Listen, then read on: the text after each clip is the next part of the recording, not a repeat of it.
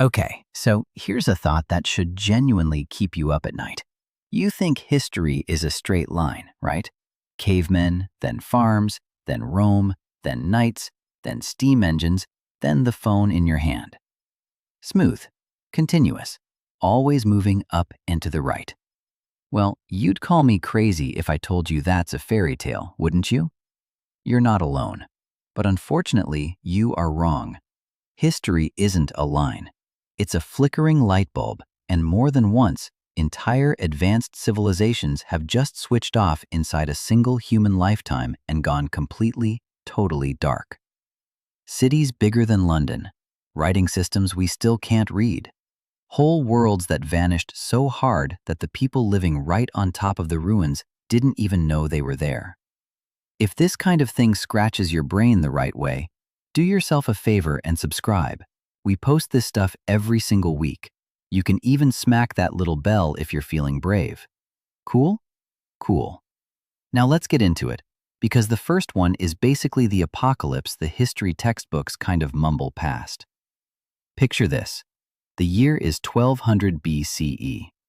You're standing in a port city on the eastern Mediterranean. And I don't mean some sad little mud village. I mean a real city.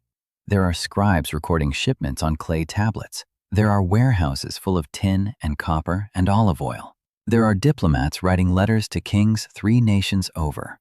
There's a whole interconnected world out there, the late Bronze Age world, and it's the most advanced civilization the planet has ever seen up to that point. Egypt, the Hittites, the Mycenaean Greeks, the cities of the Levant, all of them trading, writing, building, talking to each other.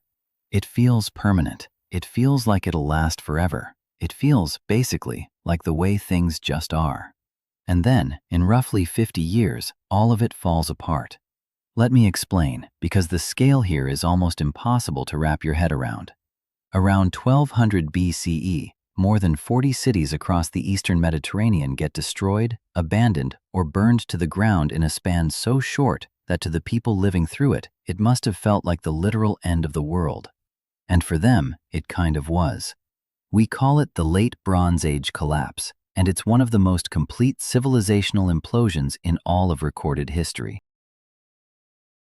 40-plus cities, roughly 50 years. That's it. That's one person's lifetime. You could have been born into a world of writing and trade and kings and died in a world of rubble and silence. And here's the part that gets me every time. Greece, the Mycenaean Greeks, the people who built those massive stone palaces at places like Mycenae and Pylos, the people whose warriors would later get mythologized into the heroes of the Trojan War, they lost about 80% of their population. 80%. Think about that for a second. Imagine your town, your city, your entire region. And then imagine 4 out of every 5 people you know are just gone. Not gone over centuries, gone in the kind of time frame where you'd personally watch it happen. The palaces burned, the trade networks snapped.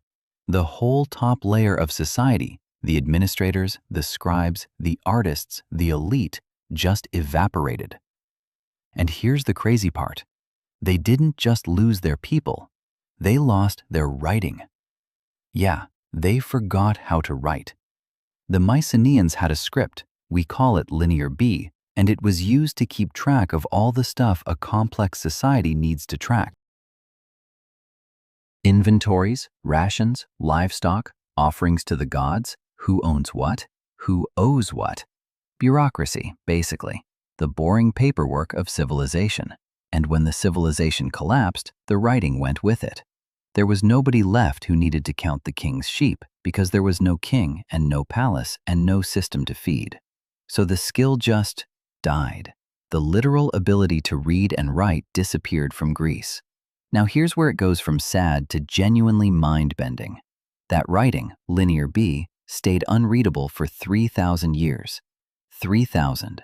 Let that number sit. For 3 millennia, those clay tablets existed, covered in symbols, and not a single human being alive could read a word of them. Empires rose and fell.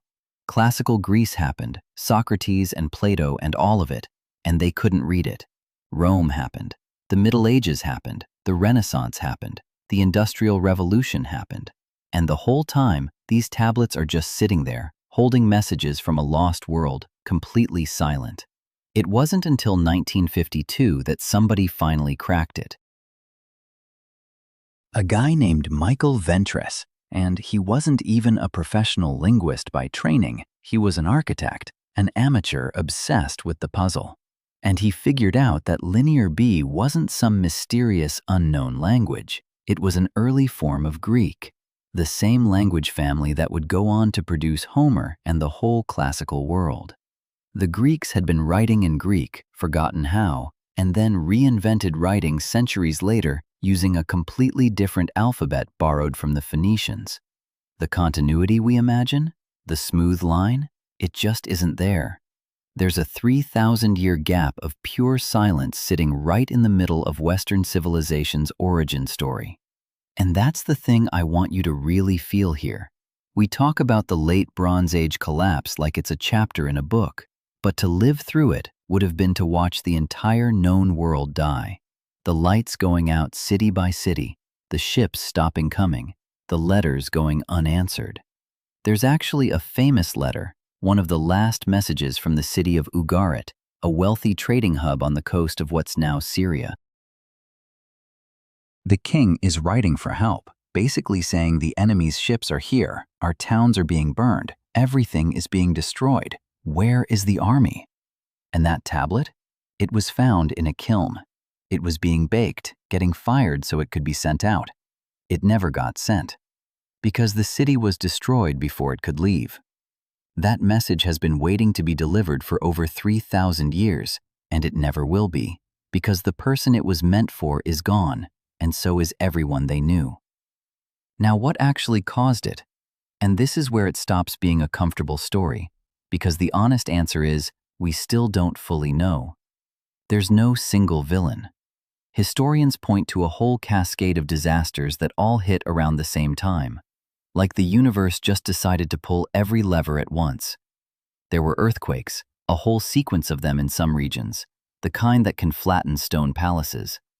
There was drought, evidence of severe, prolonged dry spells that would have wrecked the harvests and starved the cities.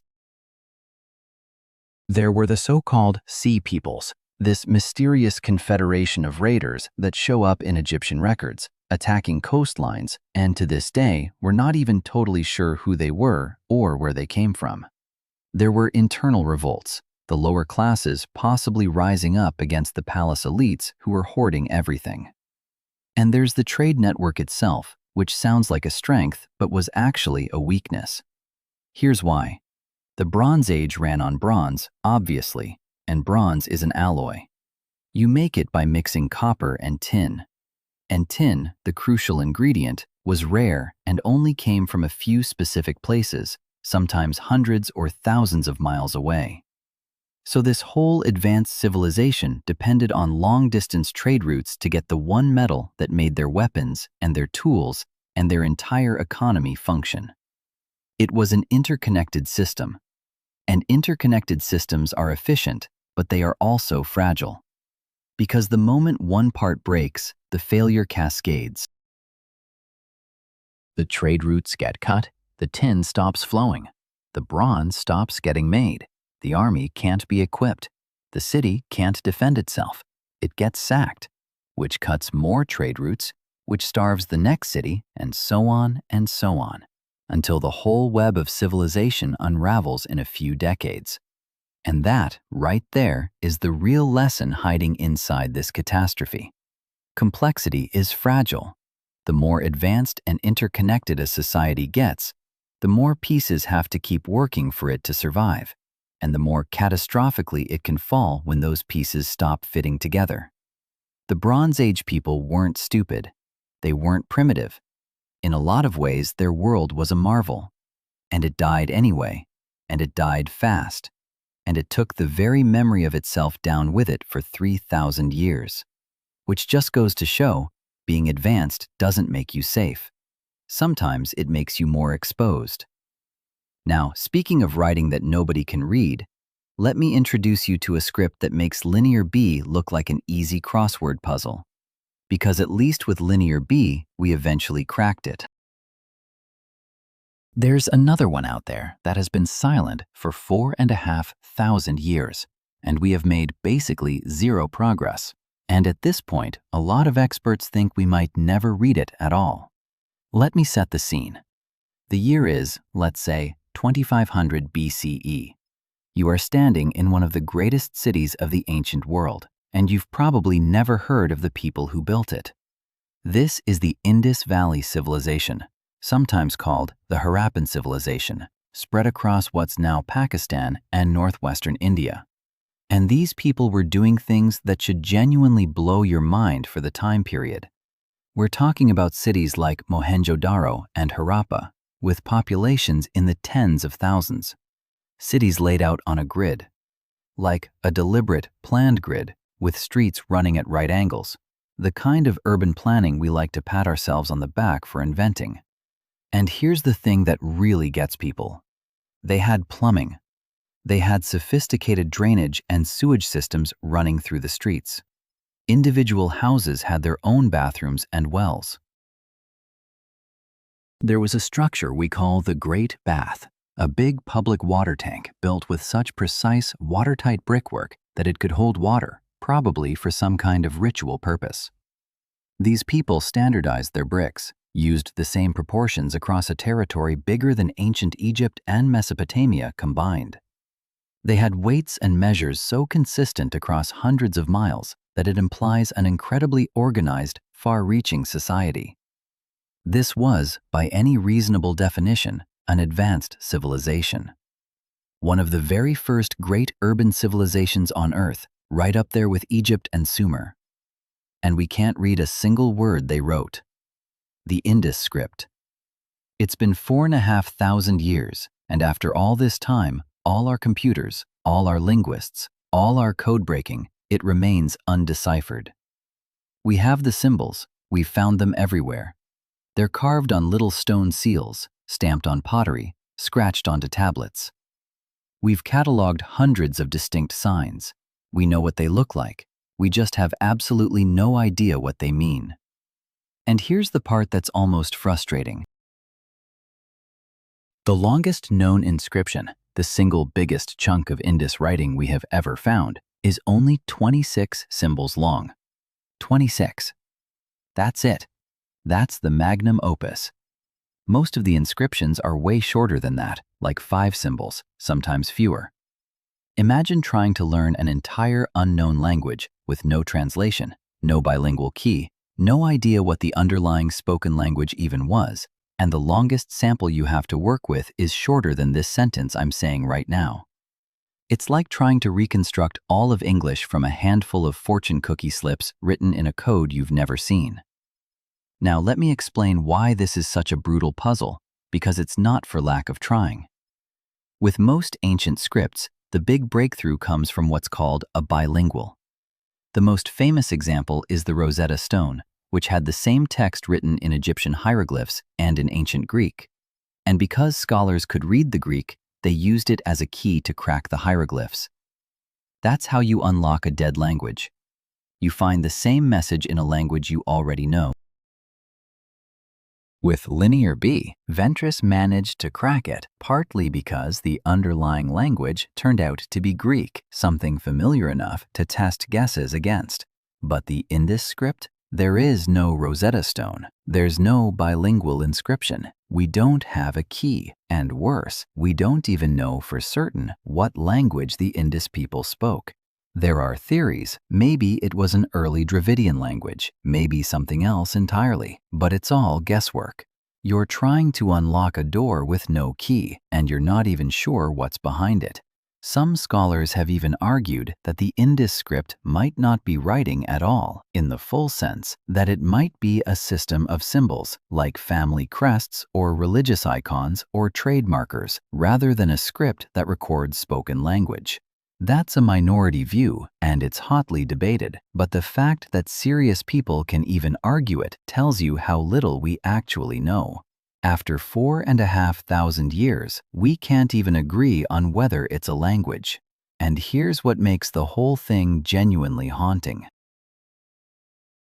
The Indus civilization didn't leave behind giant monuments screaming their names at us the way the Egyptians did with the pyramids and all those inscriptions about pharaohs.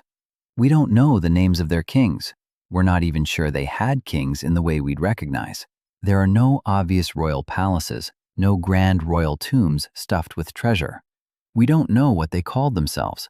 We don't know their gods' names, their heroes, their stories, their history. A massive, sophisticated, planned civilization of possibly over 1 million people across its whole territory, and they are essentially anonymous to us.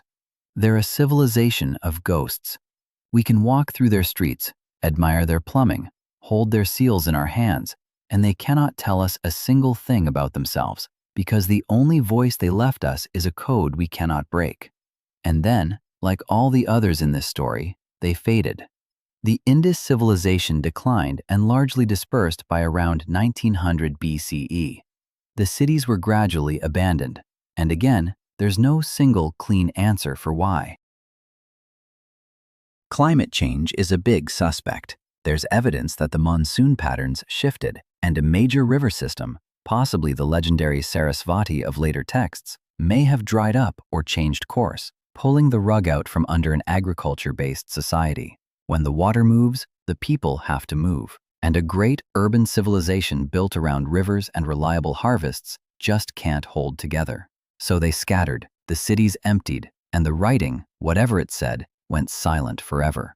Turns out you can be one of the most advanced peoples on the planet and still end up as an unsolved riddle, a name we had to invent for you because we'll never know the one you used yourself.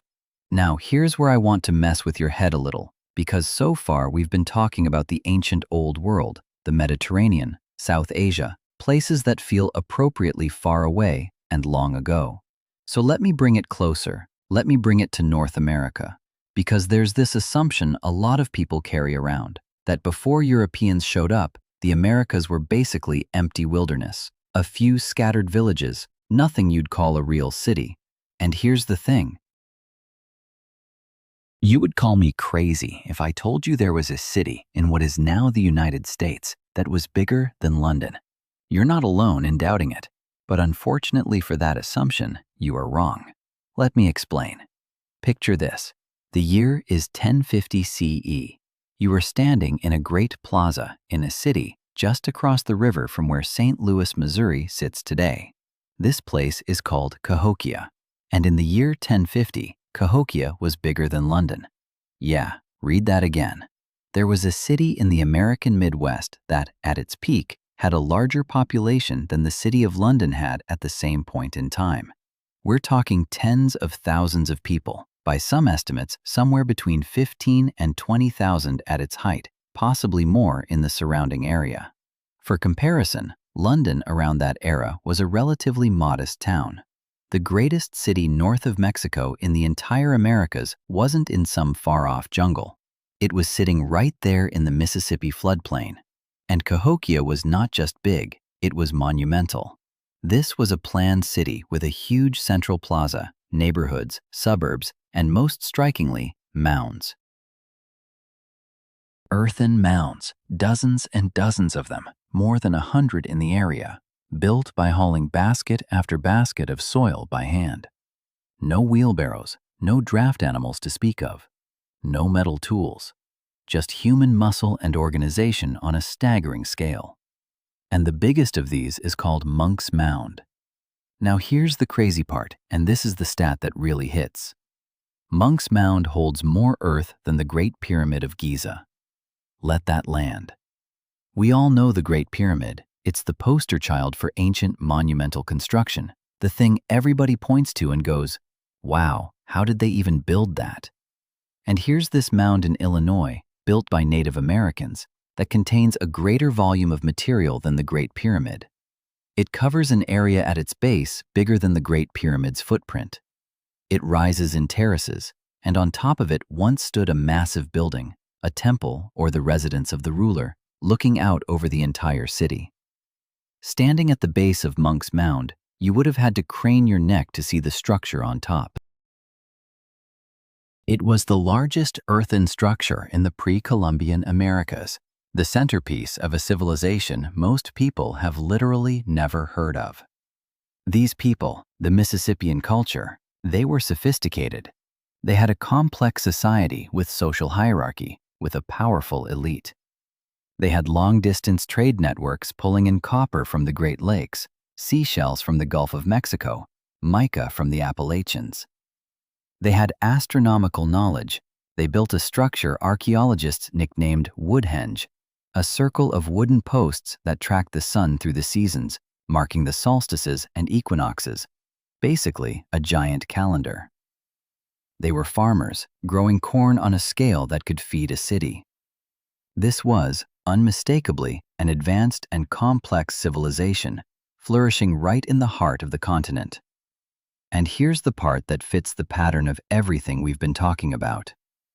By 1350 CE, Cahokia was abandoned, empty. In the span of a couple of centuries, it rose, peaked, and then declined and emptied out completely. The great mounds were left to the grass. The plazas went quiet. The tens of thousands of people dispersed, scattered into smaller groups across the region. And here's the truly eerie part, the detail that makes Cahokia belong in this story more than almost anything else. When Europeans eventually arrived in that area, centuries later, the local Native American groups living nearby had no memory of who built it. The knowledge of Cahokia, the memory of this enormous city, the largest in the land, was simply gone. People would look at Monk's Mound, this colossal artificial hill, and they didn't know. The builders had become as anonymous as the Indus people. So complete was the forgetting that when early American settlers saw the mounds, a lot of them refused to believe Native Americans could have built them at all. They invented these ridiculous theories about a vanished race of mysterious mound builders, lost tribes, anybody but the indigenous people who were actually responsible. It became this whole pseudo-historical fantasy, partly because the real builders' descendants had themselves lost the thread of the story. The city was so thoroughly erased from collective memory that people stood on top of it and couldn't see it. And why did Cahokia fall? Again, no single neat answer, just like the others. The leading suspects are a familiar, grim list. Environmental strain, for one. A city that size puts enormous pressure on its surroundings.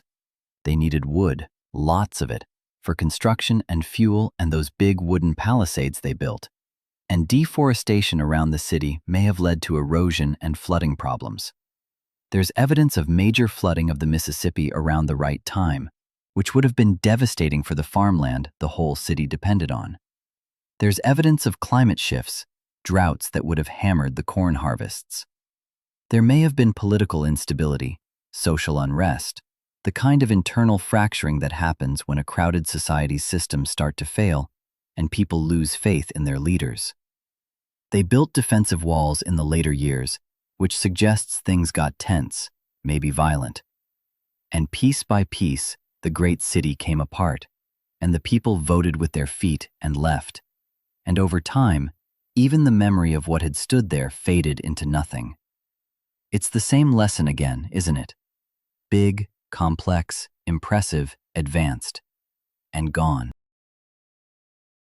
Not just gone, but forgotten so completely that the survivors couldn't even tell you it had existed.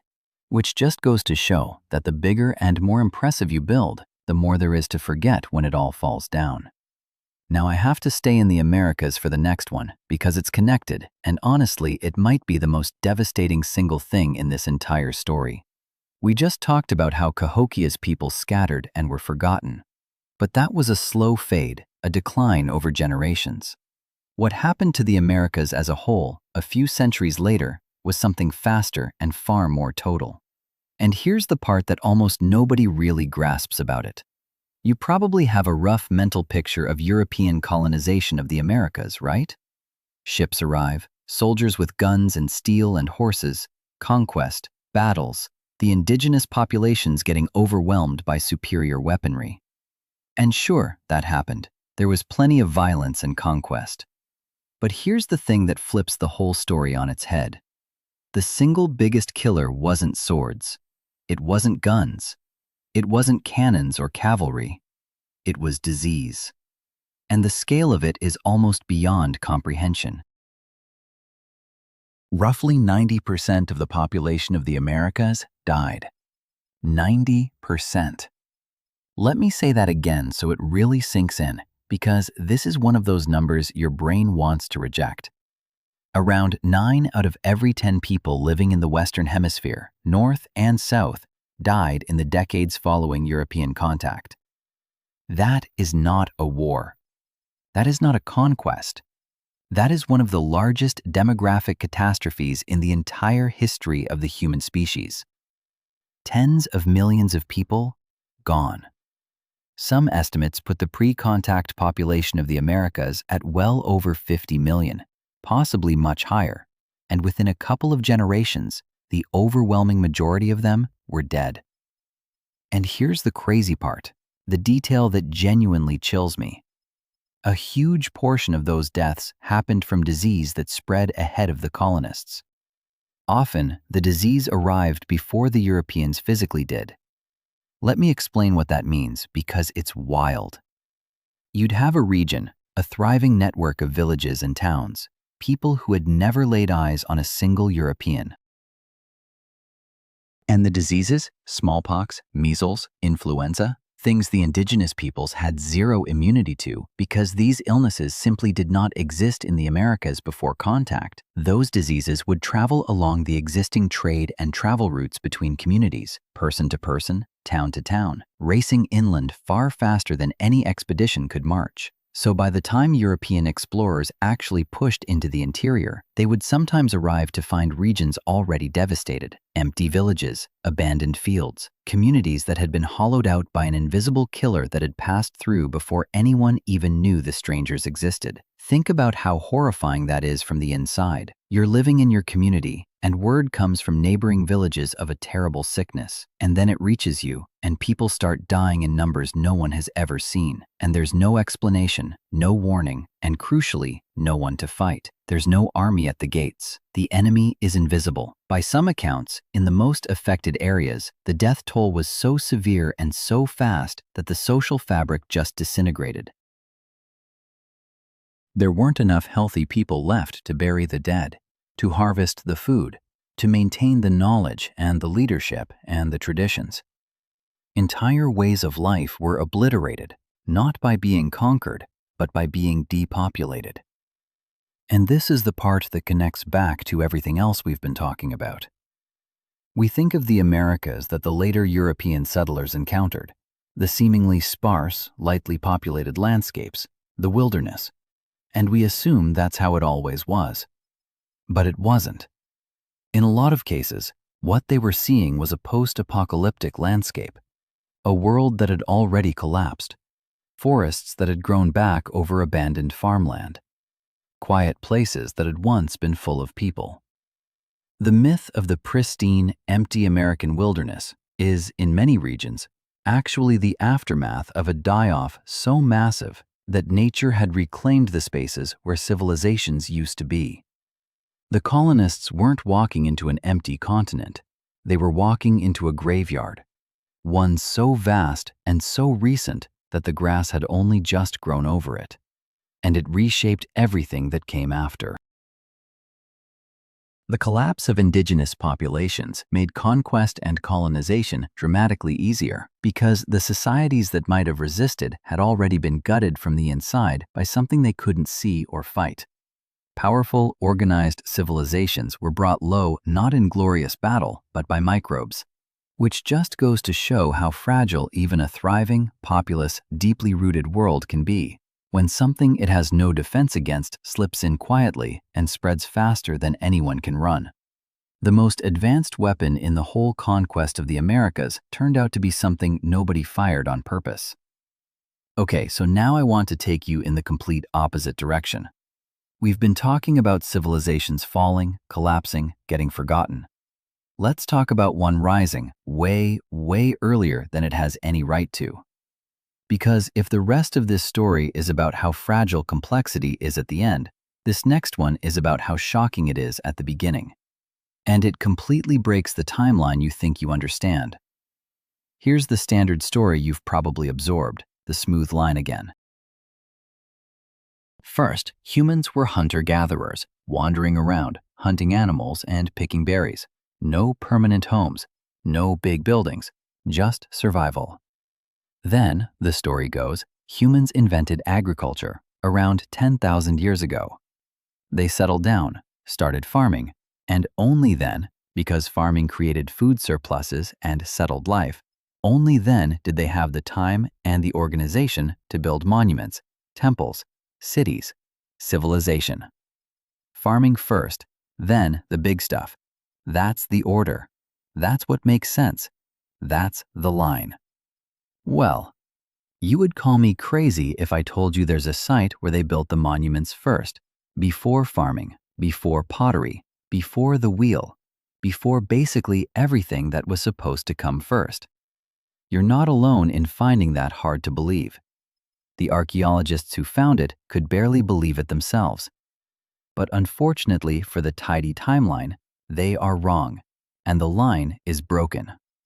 Let me introduce you to Göbekli Tepe. It's in southeastern Turkey, and it is 11,600 years old. Let that number breathe for a second. 11,600 years. That makes it thousands of years older than Stonehenge. Thousands of years older than the pyramids of Egypt. When the pyramids were built, Göbekli Tepe was already more ancient to the Egyptians than the pyramids are to us today.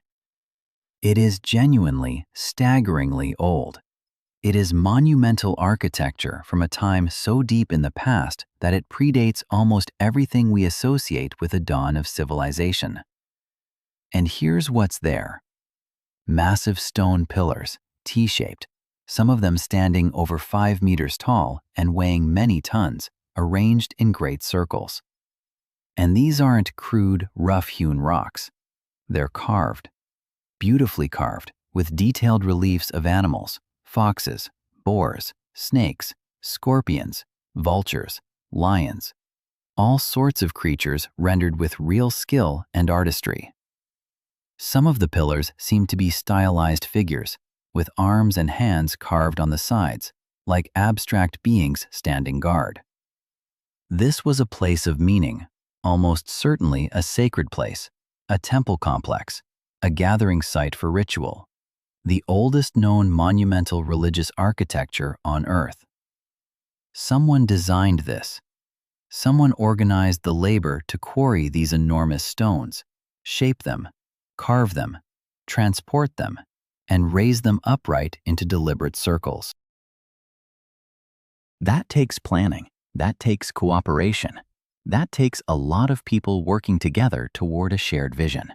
And here's the part that detonates the whole standard timeline. It was built by hunter-gatherers. Let me say that again, because it really is the whole point. Göbekli Tepe was built before farming, before pottery, before the wheel, before metal tools, before writing, before cities. The people who hauled these multi-ton pillars and carved these intricate animals into stone were not settled farmers with food surpluses and free time. They were hunter-gatherers, people who, according to the old story, weren't supposed to be capable of this, weren't supposed to have the organization or the numbers or the reason to build something monumental. They had no metal. They had no draft animals to haul the stone. They had no pottery to store food. They didn't even have agriculture yet. And they built one of the most ambitious construction projects of the entire ancient world. Do you understand how much that scrambles the order of things? For a long time, the assumption was rock solid. Farming came first, and farming made everything else possible. Settle down, grow surplus food, and the surplus lets some people stop hunting and start building and organizing and worshiping. Civilization was supposed to be the child of agriculture, but Göbekli Tepe suggests the order might be flipped, or at least way more tangled than we thought. Some archaeologists now argue that maybe it was the other way around. Maybe the desire to build and gather at a great sacred site like this, to bring together large numbers of people for ritual, created the pressure that pushed humans toward agriculture in the first place. Maybe you needed to feed all those people gathering to build the temple, and that's part of what drove the invention of farming. The temple before the town, the cathedral before the city, the monument before the farm. That is a radical idea. It means the spark of large-scale human cooperation, the thing that builds civilizations, might have been something like religion or shared belief, not just the practical economics of food.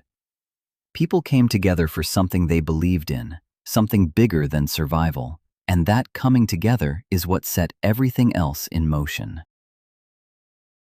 And the fact that it happened so early, 11,600 years ago, by people with stone tools and no farms, means our entire sense of when civilization began, of what these so-called primitive peoples were capable of, has been seriously, dramatically off.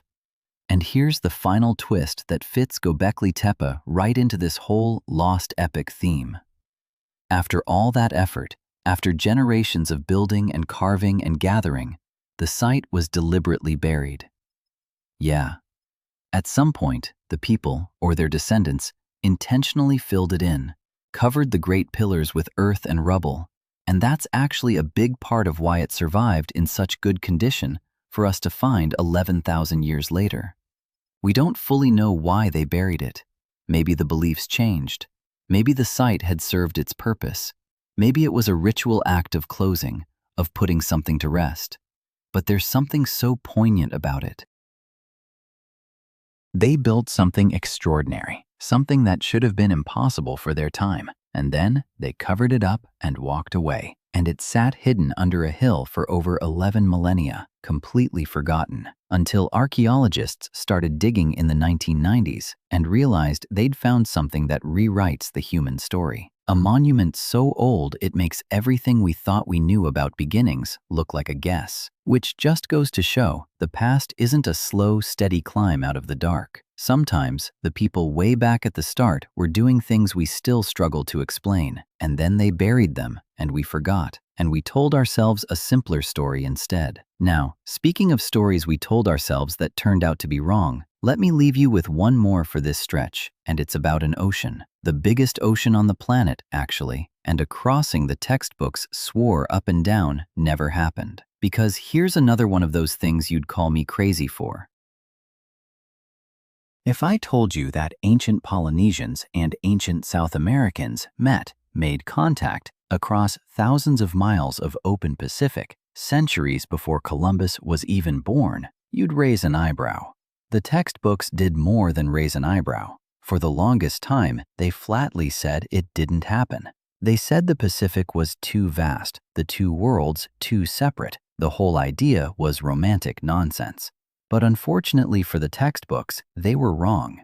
And the proof comes from two of the most unexpected witnesses imaginable: a vegetable and DNA. Let me explain, because this one is genuinely delightful. The first clue is the sweet potato. Sounds humble, I know, but stick with me, because this little root vegetable is a smoking gun. The sweet potato is native to the Americas, South and Central America specifically. That's its home.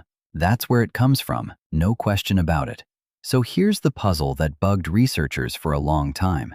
The sweet potato was also being grown all across Polynesia, on islands scattered thousands of miles out in the Pacific, and it was being grown there before European contact, before any European ship could have carried it over.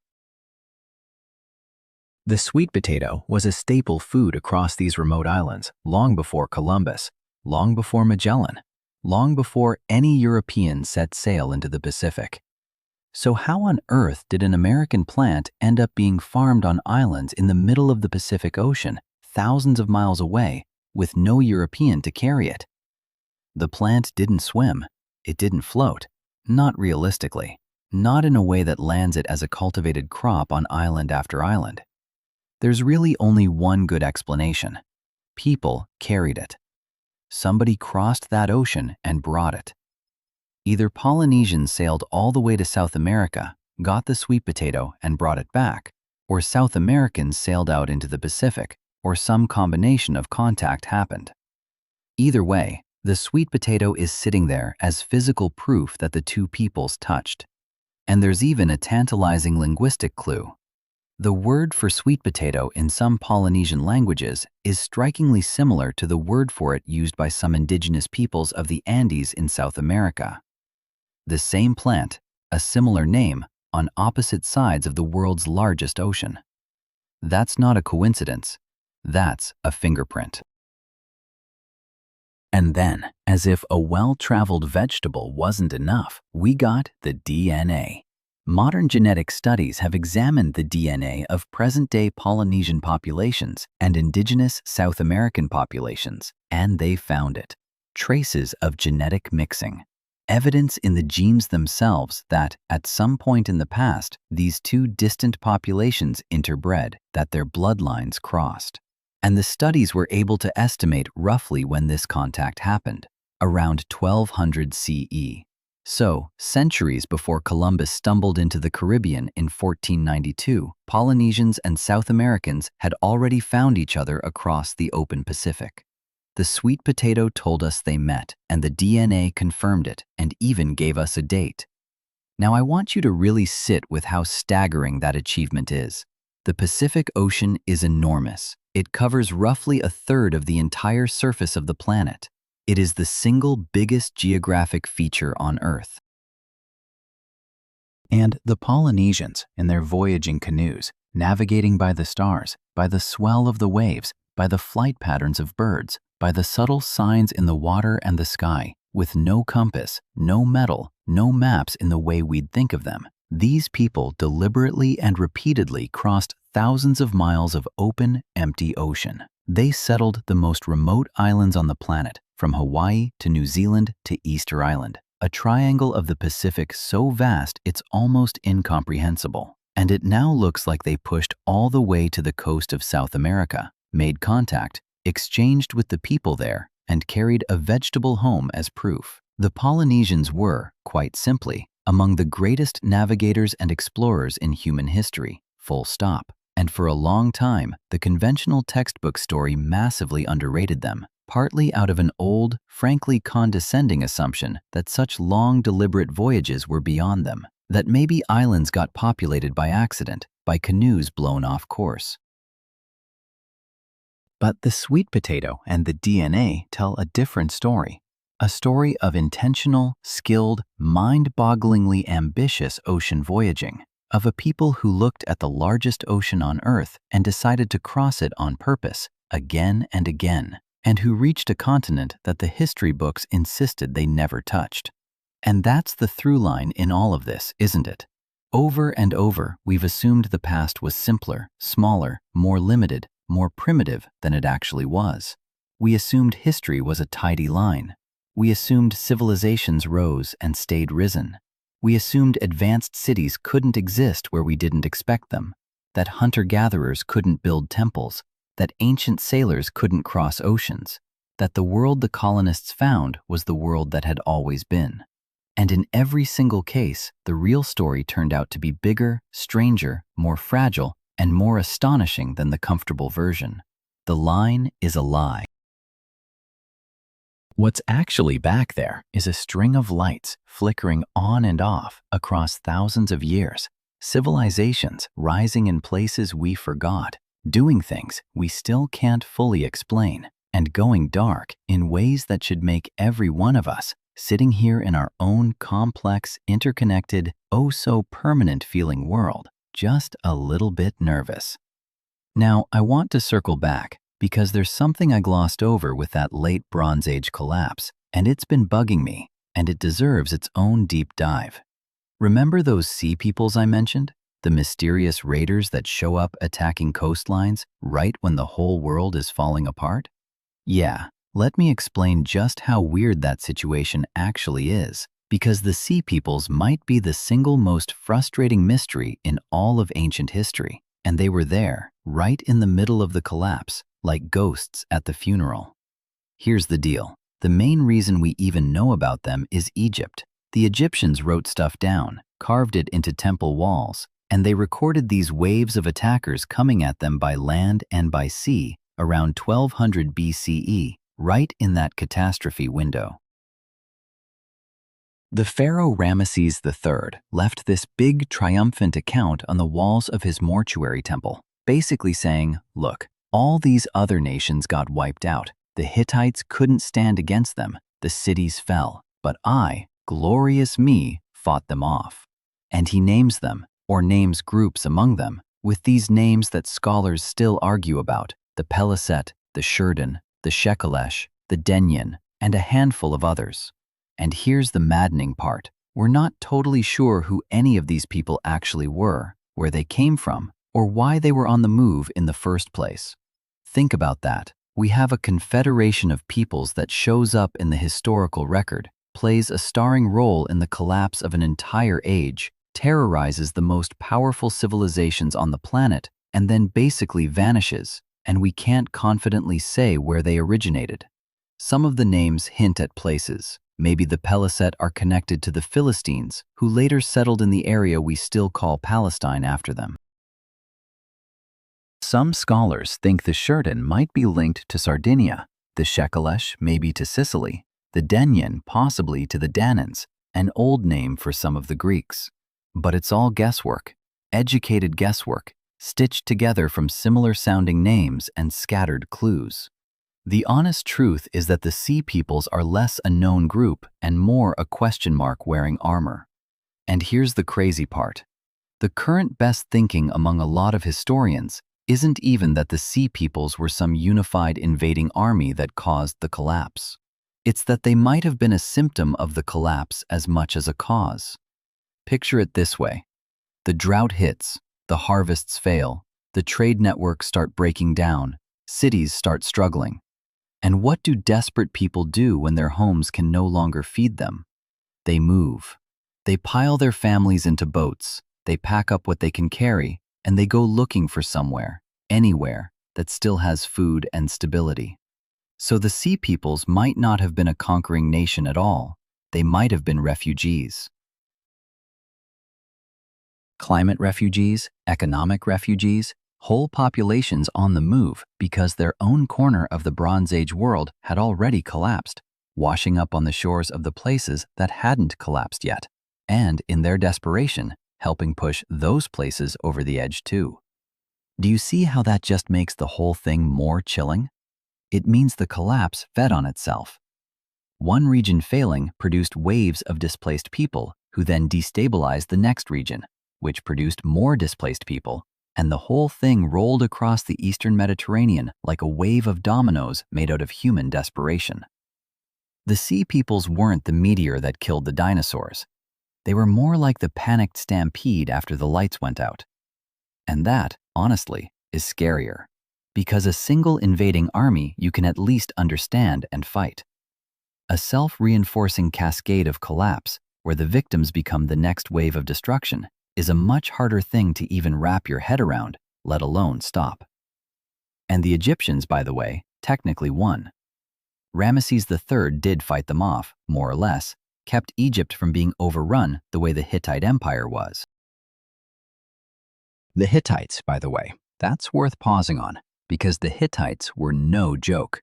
They were one of the great superpowers of the Bronze Age, an empire centered in what's now Turkey, with a capital city called Hattusa, big enough and powerful enough to fight Egypt to a standstill in one of the most famous battles of the ancient world, the Battle of Kadesh. These were heavyweight players on the world stage, and the Hittite Empire just ended. Hattusa was abandoned and burned.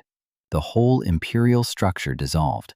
One of the two superpowers of the age simply ceased to exist within that same collapse window. So when I say the lights went out, I don't mean a few villages. I mean an entire empire that could go toe-to-toe with Egypt evaporated, and the people who came after barely remembered it had been there. And even Egypt, the survivor, the one that beat back the Sea Peoples, even Egypt wasn't really the same afterward. The New Kingdom, that golden age of powerful pharaohs and grand temples, went into decline not long after. Egypt held on, It didn't vanish like the others, but it weakened, fragmented, lost its grip on its empire abroad. So even winning the fight against the collapse didn't mean escaping the collapse. It just meant you got to be the last light flickering in a room where all the others had already gone dark.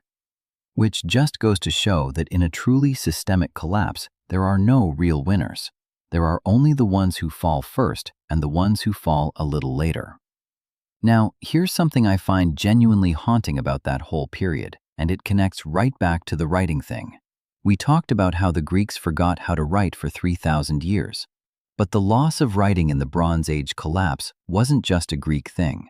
Across the collapsing world, the complex administrative systems that needed writing fell apart, and so the writing fell apart with them.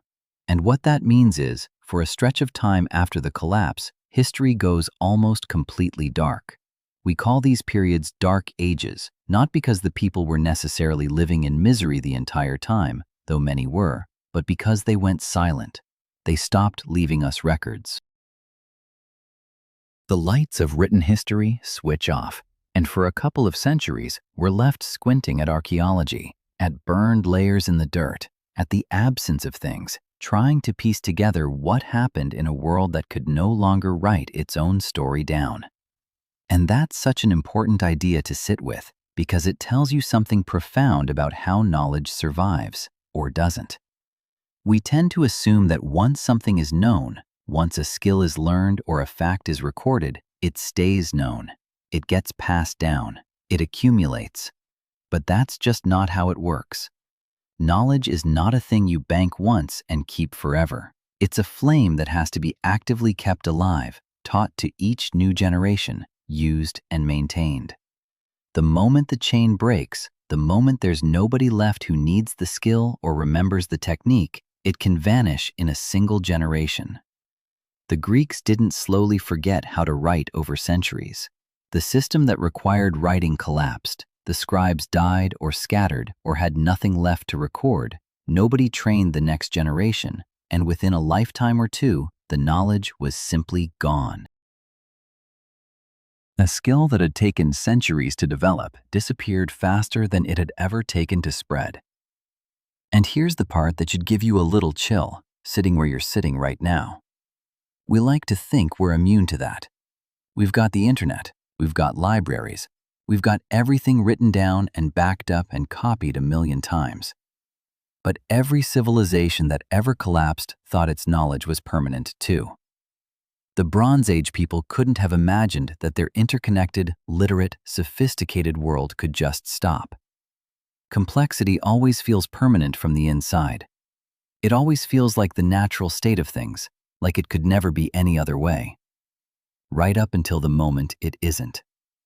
Which just goes to show that the feeling of permanence is exactly the feeling every collapsing civilization had, right before the lights went out.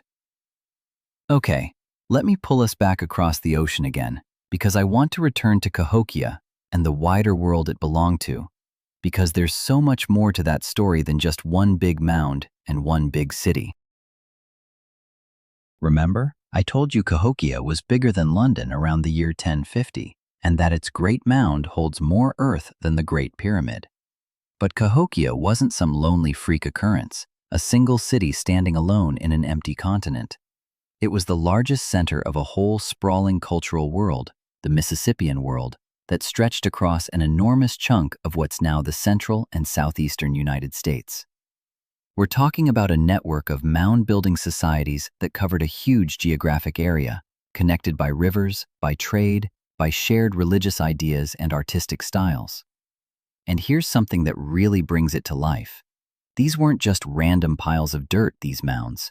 They were platforms. Flat-topped earthen pyramids, in a sense, with important buildings on top, temples, the homes of the elite, ceremonial structures. The whole landscape was engineered.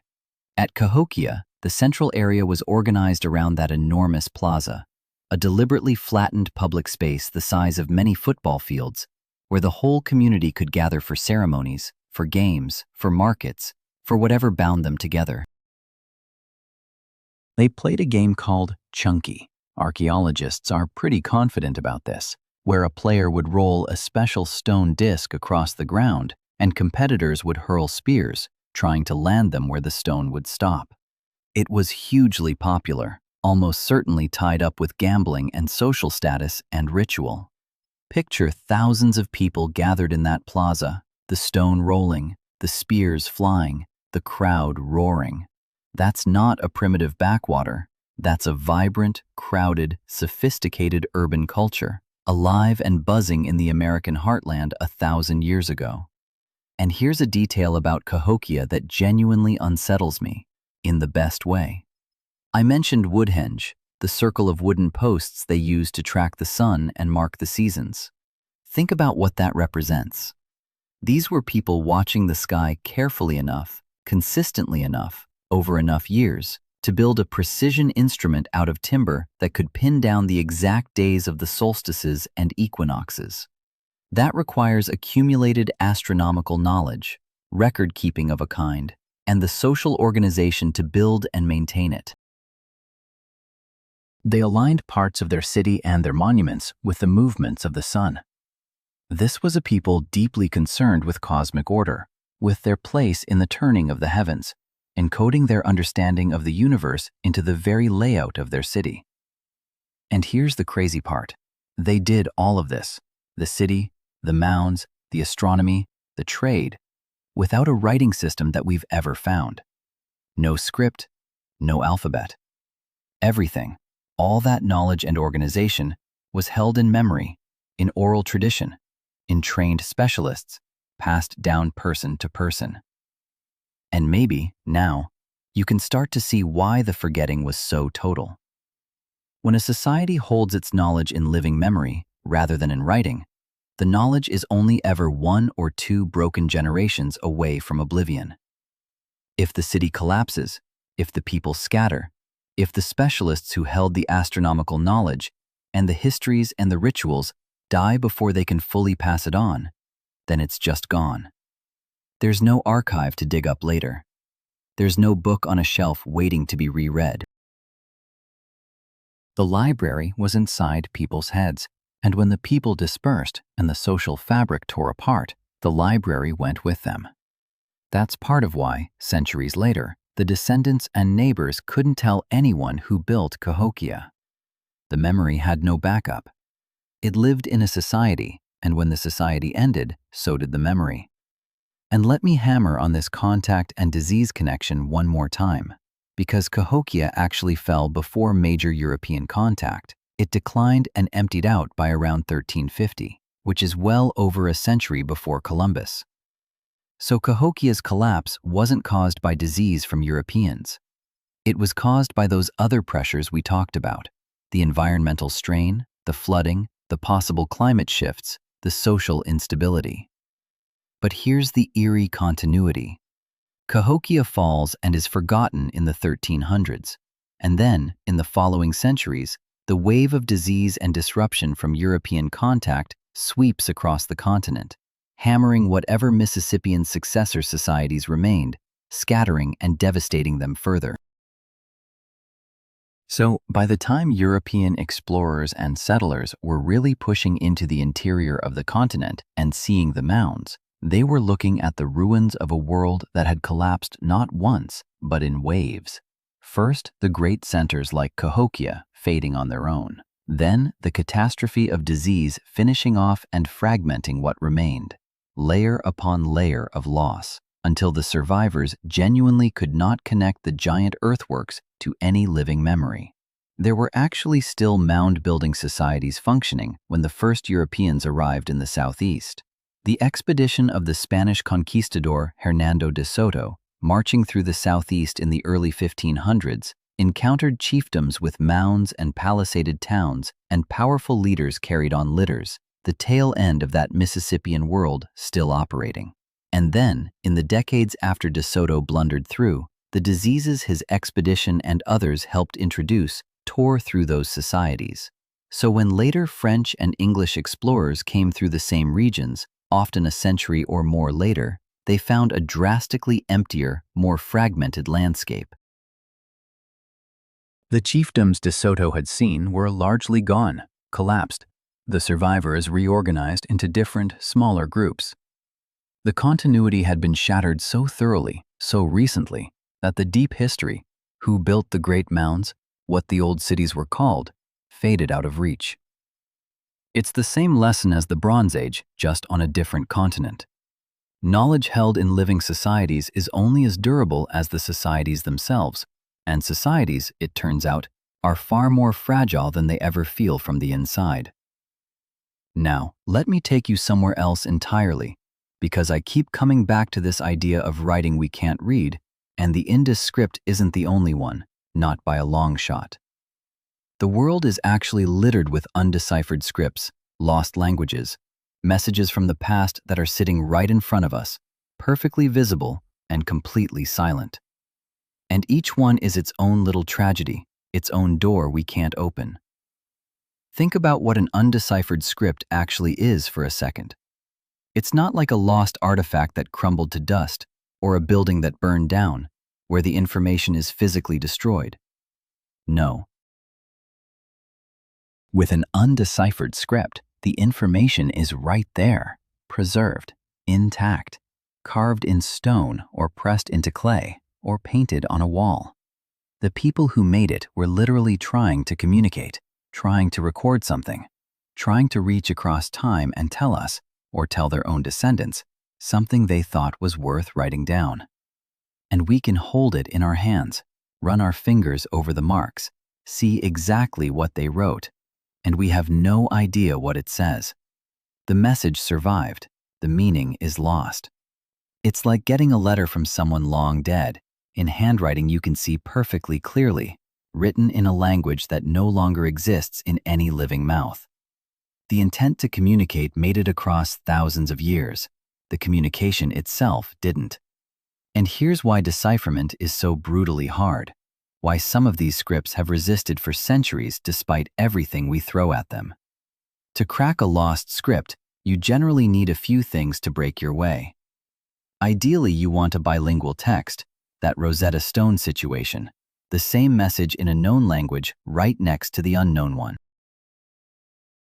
Failing that, it really helps to at least know what spoken language the script was recording, because then you can test your guesses. You can ask whether a proposed reading produces real words in a language you understand. And it helps enormously to have a lot of text, long inscriptions, many examples, so you can spot patterns, see which symbols repeat, figure out which ones might be common words or grammatical bits. The Indus script fails on basically all three counts at once. No bilingual, no certainty about the underlying language, and those agonizingly short inscriptions, 26 symbols at the very most. It's the worst-case scenario for decipherment, a perfect storm of not enough information. And that contrast with Linear B is so instructive. Linear B got cracked in 1952 because, even without a Rosetta Stone, the breakthrough came when Ventris was willing to test the radical idea that the underlying language might be an early form of Greek, something with descendants we know well. Once he made that leap and it started producing sensible Greek words, the whole thing unraveled into readability. The key was having a candidate language to test against. The Indus script has no such candidate that everyone agrees on. No known descendant language we can confidently hold up next to it and say, let's see if it's this. So the symbols just sit there, mocking us, generation after generation of brilliant scholars throwing everything they have at them and getting nowhere. 4,500 years and counting. And you know what the most poignant part of it is? Whatever those Indus people wrote on their seals and tablets, it mattered to them. Maybe it was names. Maybe it was the names of the seal's owner, a kind of ancient business card or signature stamp for marking goods. Maybe it was the names of gods or invocations or clan markers or records of ownership and trade. We see these seals with an animal carved on them, often a unicorn-like creature, an aurochs, an elephant, a tiger, and then those few precious symbols above. Somebody held that seal as their identity, their mark on the world, the thing they pressed into clay to say, this is mine, this is me. And we will, in all likelihood, never know their name. The most personal thing a person can leave behind, their name, their identity, sealed into clay and meant to last. And it's been rendered mute by the simple, cruel accident of a broken chain of knowledge. They reached out to be remembered, and the message arrived, and we cannot read it. Now, here's a thought that ties all these silent scripts together, and it goes back to that flickering light bulb idea I started with. We have this comforting belief that progress is permanent, that once humanity learns to do something, like write, that ability is locked in, banked forever, part of the permanent endowment of the species. But the existence of forgotten scripts and lost languages proves that's just not true. Writing has been invented independently more than once in human history, in different places by different peoples who had never heard of each other: Mesopotamia, Egypt, China, Mesoamerica. It's been a tremendous achievement every time. And it has also been lost, forgotten, abandoned when the societies that used it fell apart. The ability to read and write is not some permanent gift humanity received once and kept. It's a fragile technology that has been won and lost and won again. Which just goes to show that nothing is too fundamental to be forgotten, not even the written word itself. Let me bring you back to that Polynesian voyaging story, because the sweet potato and the DNA are the headline. But the deeper you go into how these people actually crossed the largest ocean on Earth, the more astonishing it gets. And I don't want to leave it as just a fun fact. I want you to really understand what they pulled off, because it's one of the greatest achievements in the entire history of our species, and it got dismissed and underestimated for way too long. So picture this. You're on a double-hulled voyaging canoe. Two big hulls lashed together with a platform between them, a sail catching the wind, somewhere in the vast emptiness of the Pacific. There is no land in sight. There has been no land in sight for days, maybe weeks. There is no compass on board, no sextant, no maps in the way you'd think of maps, no instruments of any kind. There is just you, your crew, your canoe, the water, and the sky. And you are not lost. You are not drifting. You know with real confidence roughly where you are and where you're going. How? Because you are a navigator trained for years, maybe decades, in one of the most sophisticated bodies of knowledge any human culture has ever developed, and almost none of it is written down. It's all in your head, passed to you by the navigators who came before. Let me explain how this even works, because it's genuinely jaw-dropping. These navigators read the stars. They memorized the rising and setting points of dozens upon dozens of stars along the horizon, a whole star compass held entirely in memory, and they could steer by which star was rising or setting at a given point on the horizon, switching to the next star as the first one climbed too high. They read the ocean swells, the long, deep waves generated by distant weather systems that roll across the sea in consistent directions. A skilled navigator could feel the pattern of swells against the hull, even at night, even with no stars visible, and know which way the canoe was pointed. They read the wind. They read the clouds, because clouds form differently over land than over open water, and a certain kind of cloud, or a certain greenish tint on the underside of a cloud reflecting a lagoon, could signal an island still below the horizon.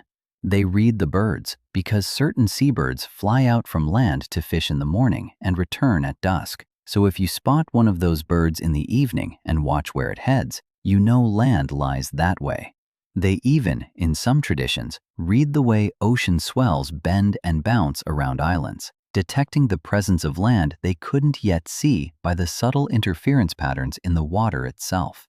That is not luck. That is not drifting. That is a science, an empirical, tested, refined body of knowledge about the natural world, developed over generations of observation and passed down through rigorous training. And it allowed these people to deliberately find specks of land in the middle of the largest ocean on the planet, and then to find their way back, and then to do it again, settling island after island across a triangle of ocean with corners at Hawaii in the north, New Zealand in the southwest, and Easter Island in the southeast.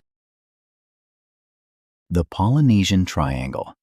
It is an area of ocean so vast it could swallow whole continents many times over, mostly empty water, dotted with tiny islands separated by hundreds or thousands of miles. And they found them and settled them, all of them, on purpose, in canoes, without instruments. And now you understand why the idea that they reached South America isn't actually that crazy at all, once you stop underestimating them. If a people can find Easter Island, which is one of the most remote inhabited places on Earth, a tiny dot thousands of miles from anywhere, then reaching the gigantic continental coastline of South America is, frankly, not a stretch. A continent is a much bigger target than a single small island. The sweet potato proves they got there, the DNA proves they mingled, and the date, around 1200 CE, places it squarely in the great age of Polynesian voyaging, when these navigators were at the absolute peak of their reach, pushing the boundaries of the known world in every direction. And here's the part that fits this whole episode's theme so perfectly. For a long time, the textbooks and a lot of Western scholars couldn't or wouldn't believe it.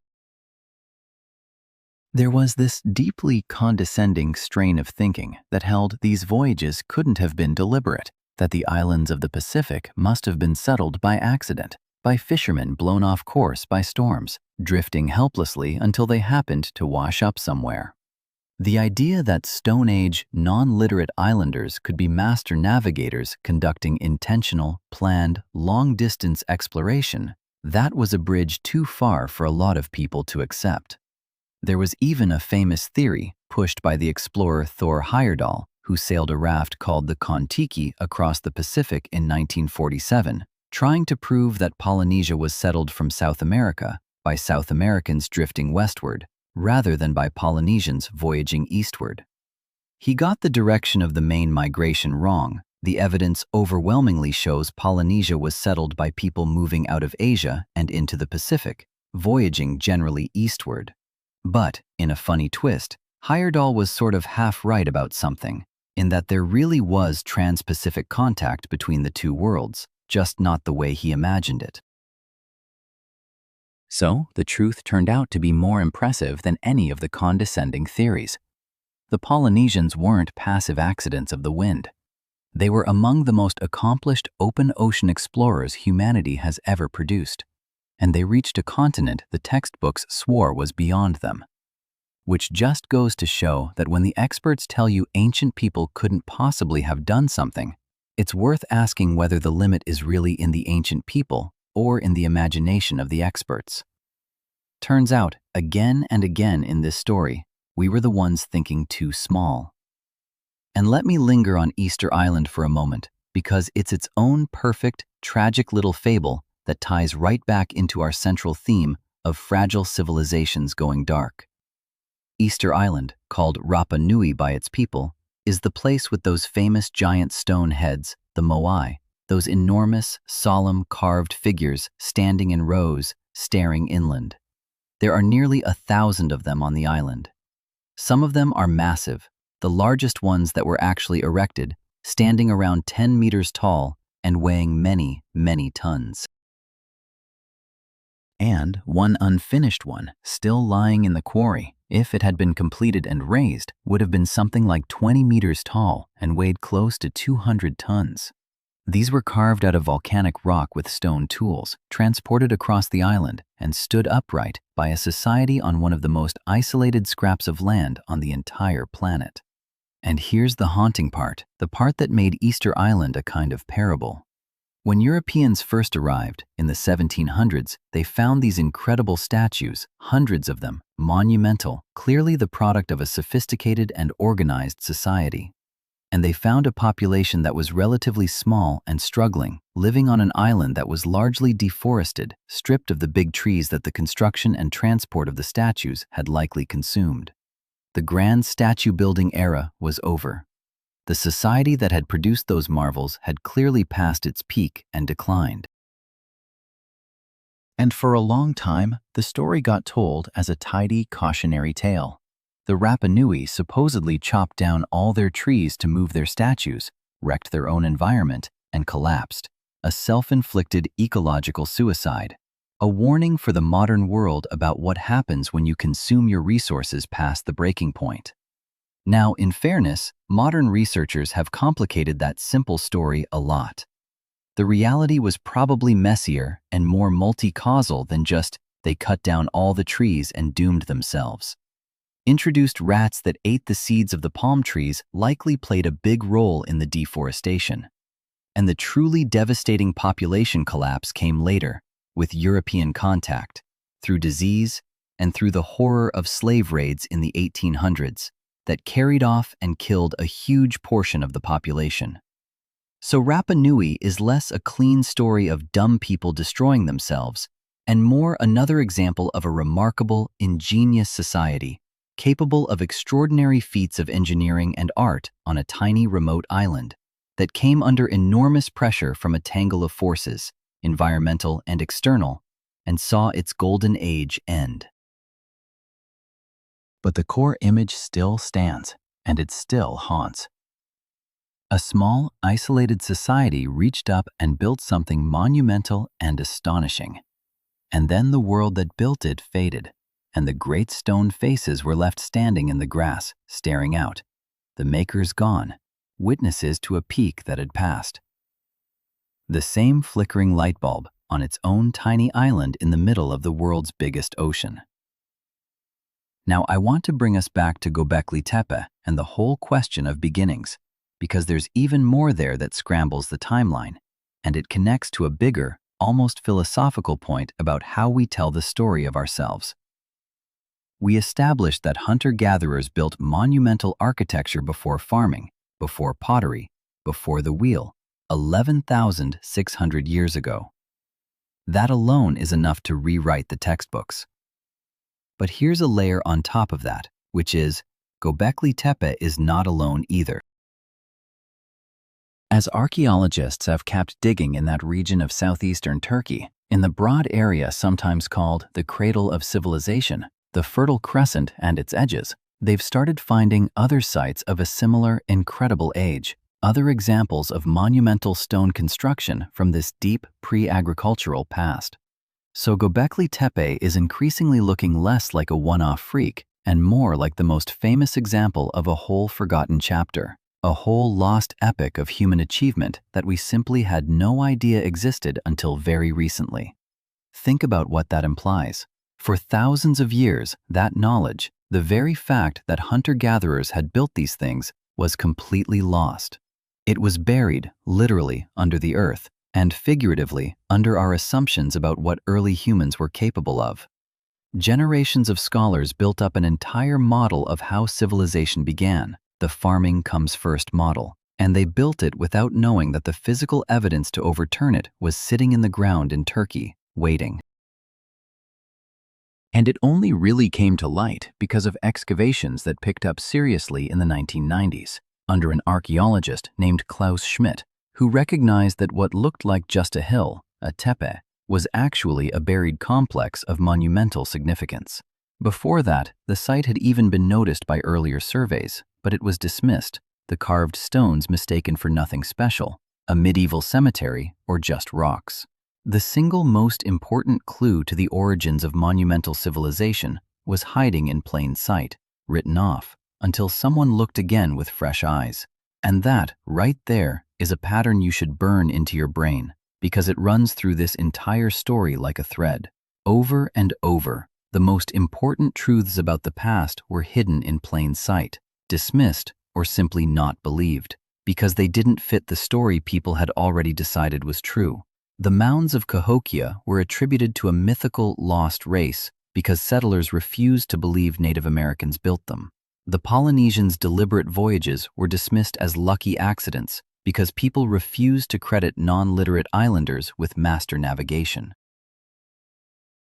The Indus civilization's sophistication is still half anonymous because we cannot read what they plainly wrote. The trans-Pacific contact was declared impossible right up until a vegetable and a strand of DNA forced the issue. And the origins of monumental architecture were misdated by thousands of years because nobody imagined hunter-gatherers could build cathedrals in stone. The biggest barrier to understanding the past, it turns out, isn't usually a lack of evidence. It's our own confidence that we already know the story. And here's why that should genuinely humble you, sitting here today with all our science and all our certainty. If we were that wrong about Göbekli Tepe, about Cahokia, about the Polynesians, about the Indus people, all of which we got dramatically wrong within living memory, in the last few decades the corrections have come, then what else are we wrong about right now?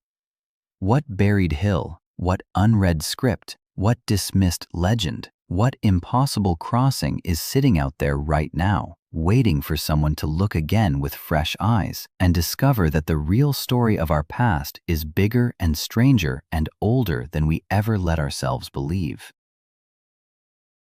The lost epic isn't just one period. It's the staggering realization that vast chapters of the human story have been lost, forgotten, buried, and misread, and that the version of history we carry around in our heads is full of holes we don't even know are there. Let me come back to that central, unsettling idea one more time, the fragility of complexity, because it's the spine that holds this whole skeleton together, and I want to make sure you really feel the weight of it. Every single civilization we've talked about, the Bronze Age world, the Indus cities, Cahokia, the great pre-contact populations of the Americas, even the statue builders of Rapa Nui, every one of them was, in its time and place, a peak, a high point, a society that had figured out how to organize large numbers of people, how to build, how to feed itself, how to create art and meaning and order. From the inside, every one of them would have felt solid, permanent, like the natural and obvious state of the world. The Mycenaean palace administrator counting sheep on his clay tablet had no idea he was among the last people in Greece who would be able to write for 3,000 years. The citizen of Cahokia, gathering in that great plaza to watch a game of chunky, had no idea the city would be empty and forgotten within a few generations. They couldn't see it coming because complexity hides its own fragility. It feels strongest right before it breaks. And the mechanisms of collapse, when you line them all up, they rhyme. There's environmental stress, droughts, floods, climate shifts, the slow or sudden failure of the natural systems a society depends on for food and water.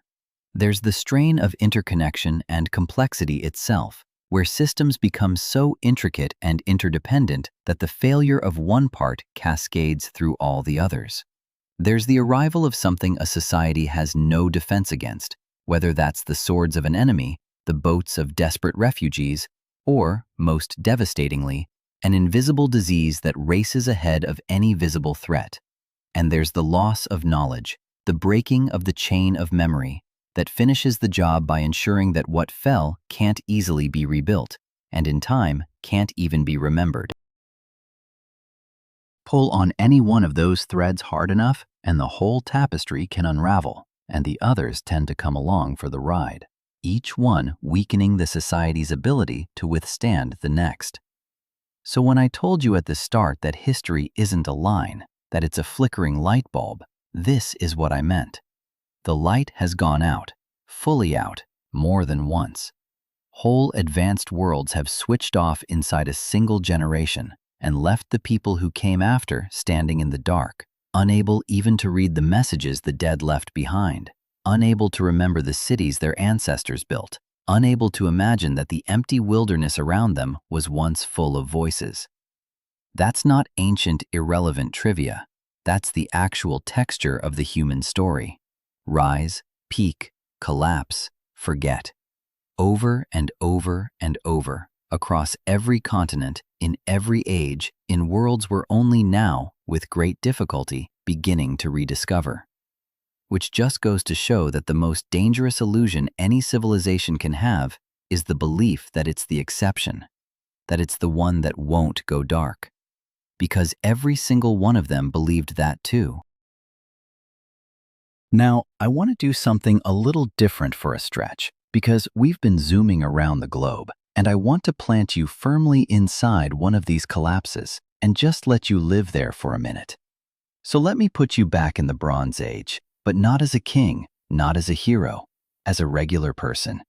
Because that's where the real horror of a collapse lives, not in the palace, but in the ordinary house on the ordinary street. Picture this.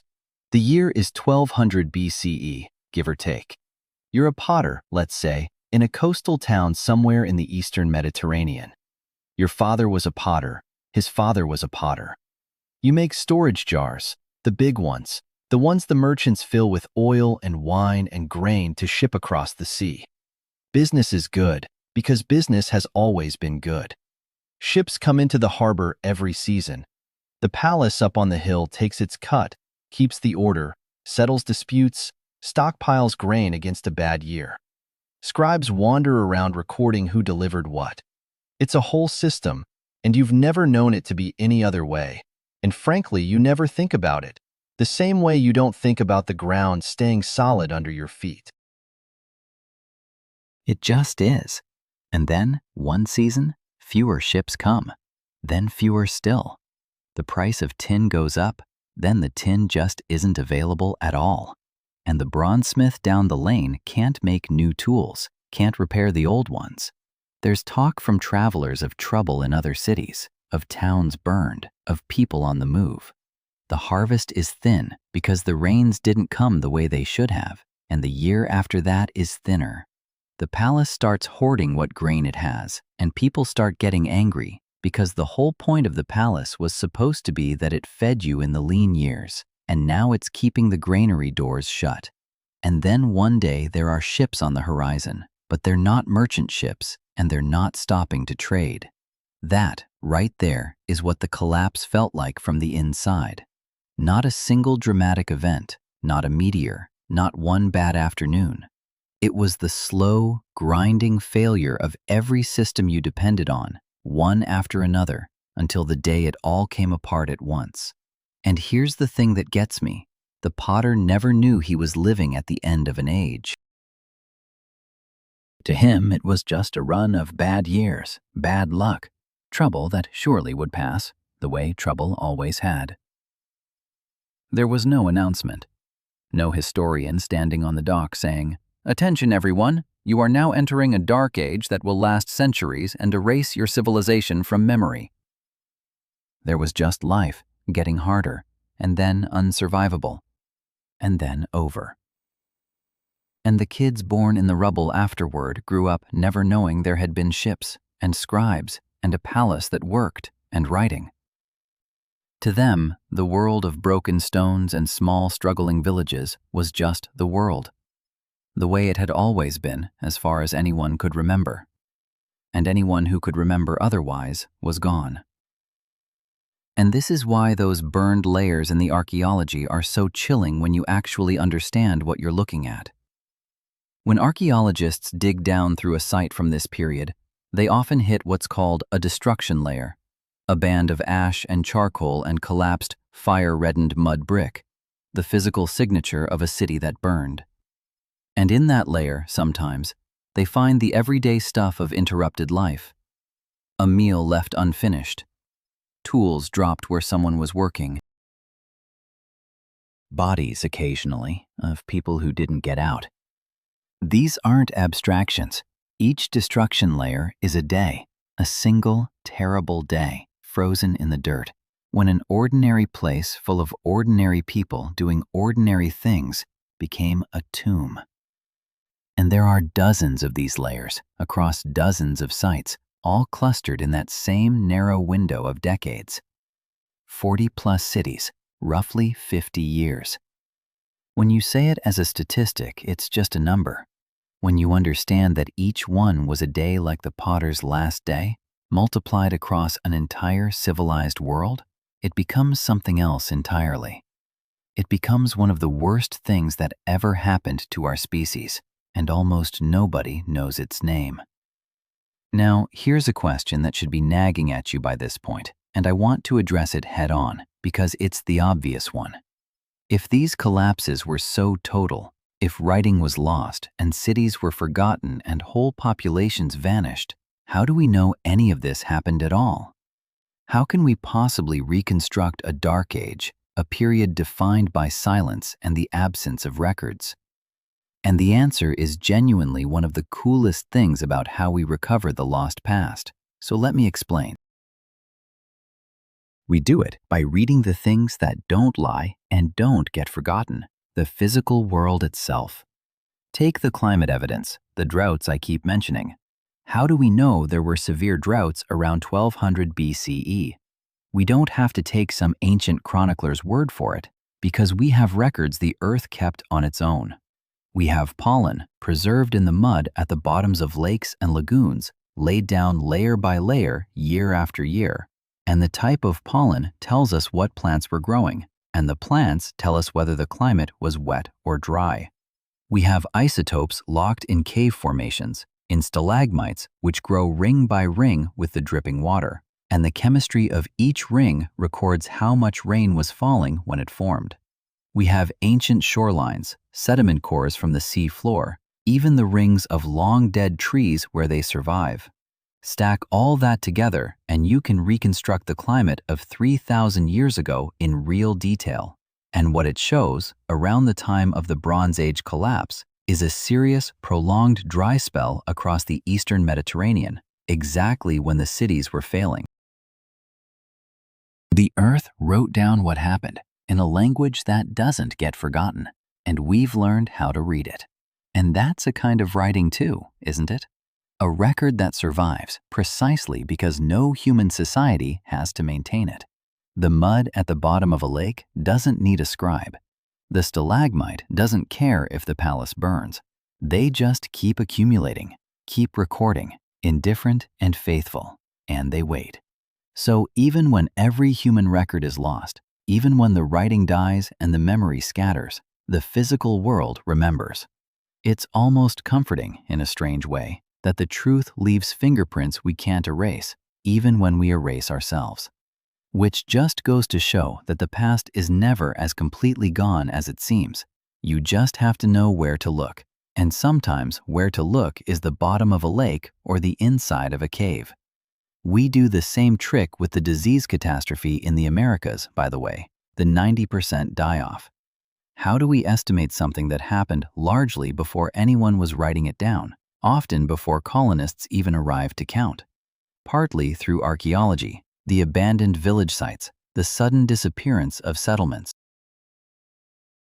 Partly through later records, the accounts of explorers who described regions emptied out, the demographic numbers that survive once record-keeping caught up, and, fascinatingly, partly through the environment again.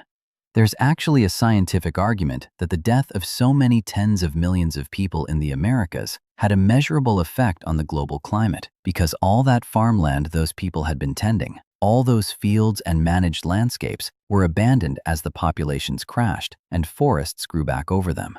And forests pull carbon out of the air. So much land reforested so fast that some scientists think it contributed to a dip in atmospheric carbon dioxide in the late 1500s and 1600s, a cooling sometimes linked to a period called the Little Ice Age. Think about how staggering and grim that is. A human catastrophe so vast, so many people gone so quickly that the planet's forests regrew and the climate of the entire Earth shifted in response. The death toll was literally written into the atmosphere. If that doesn't make the scale of it land for you, I don't know what will.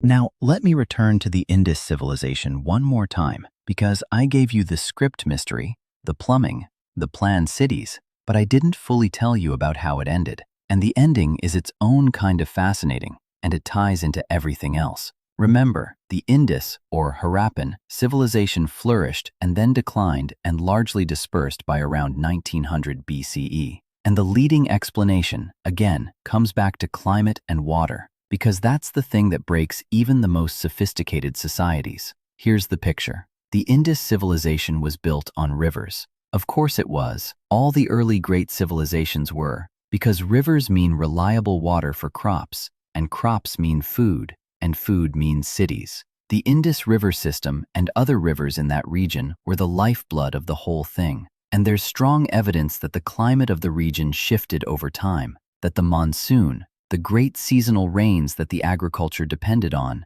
weakened and became less reliable.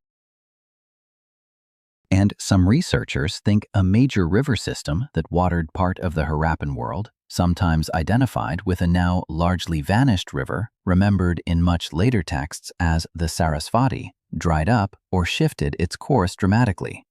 When you build a civilization around water, and the water moves or dwindles, you have a slow-motion catastrophe on your hands.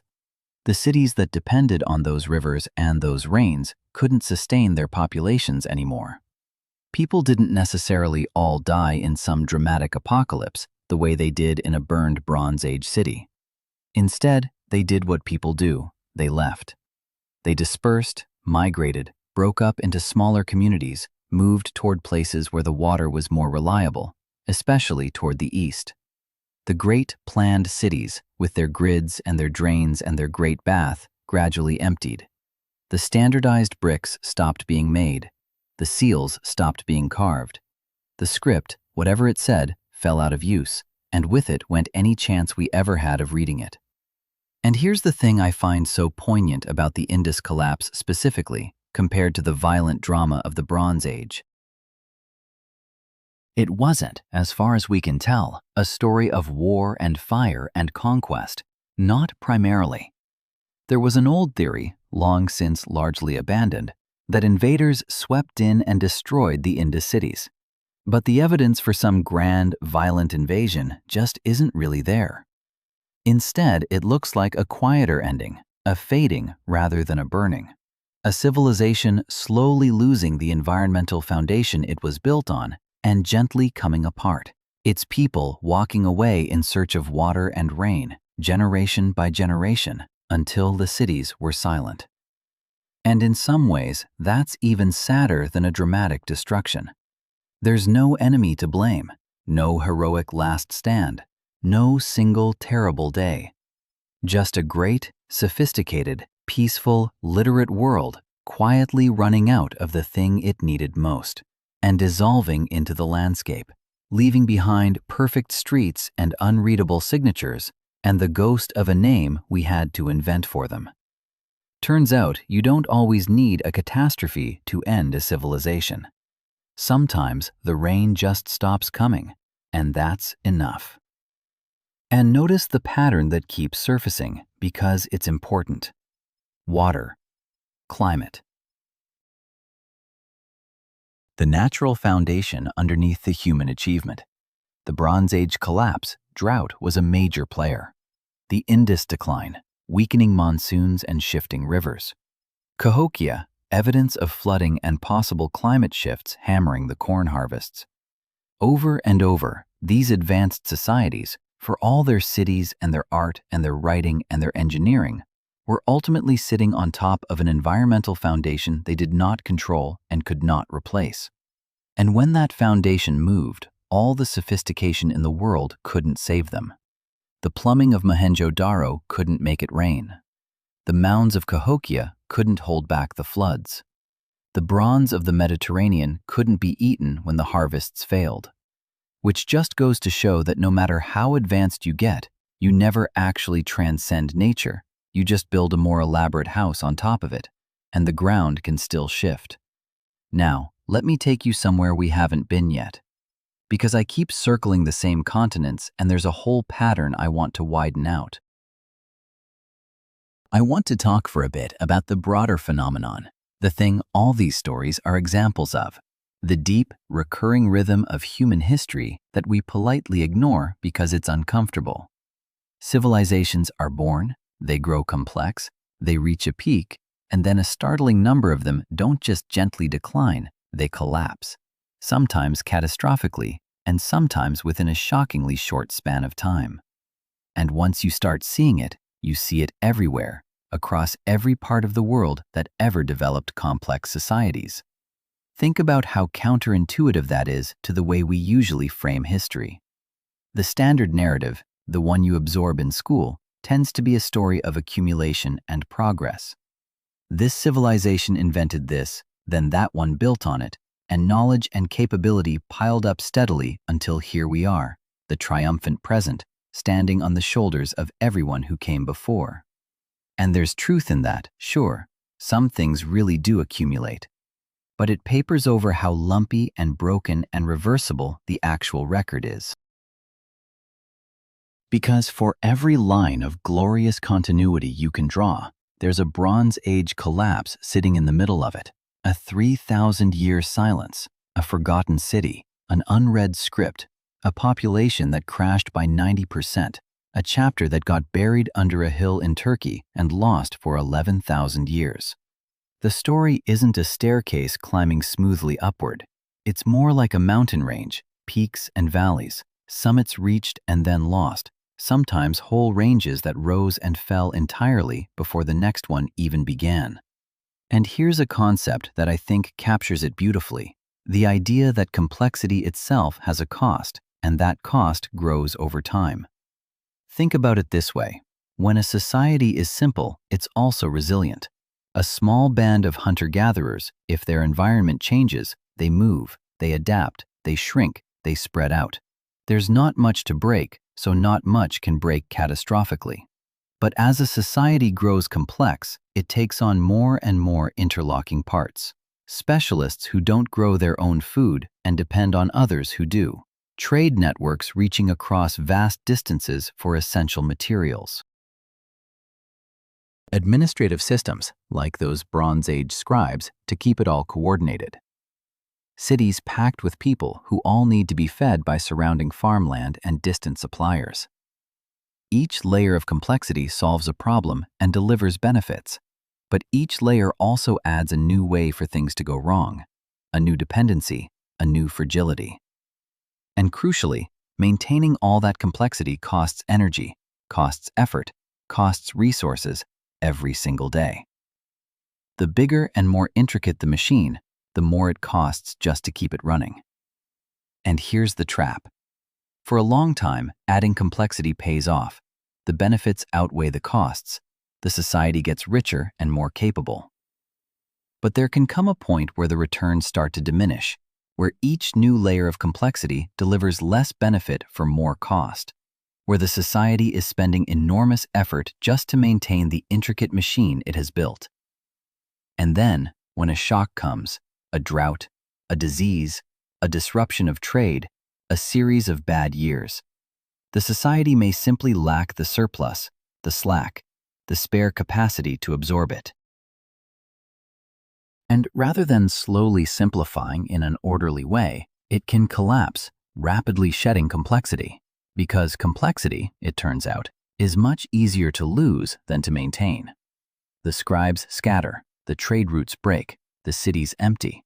The intricate machine, deprived of the constant energy it needed, seizes up and falls apart, and the society drops back to a much simpler, lower level, sometimes almost overnight by historical standards. That's not a moral failing of the people involved. It's almost a structural feature of complexity itself. The very thing that makes an advanced civilization powerful is the same thing that makes it fragile. And doesn't that reframe everything we've talked about? The Mycenaeans weren't undone because they were weak or foolish. They were undone, in part, precisely because they were advanced, because they had built an interconnected palace and trade economy that depended on a dozen things going right. And when several of those things went wrong at once, the sophistication that had been their strength became the vector of their destruction. The same with the Bronze Age world as a whole, dependent on long-distance tin, dependent on functioning trade, dependent on stable climate. A beautifully complex system that worked great until the moment too many of its supports failed together. Complexity is leverage, and leverage cuts both ways. It multiplies your power on the way up, and it multiplies your fall on the way down. Which just goes to show that the question isn't whether an advanced civilization can collapse. It's whether it has built in enough slack, enough resilience, enough spare capacity to survive the shock that is, eventually, always coming. Now, here's where I have to be honest with you and pull us back from getting too tidy. Because real history is messier than any neat theory, and I don't want to oversell a single explanation.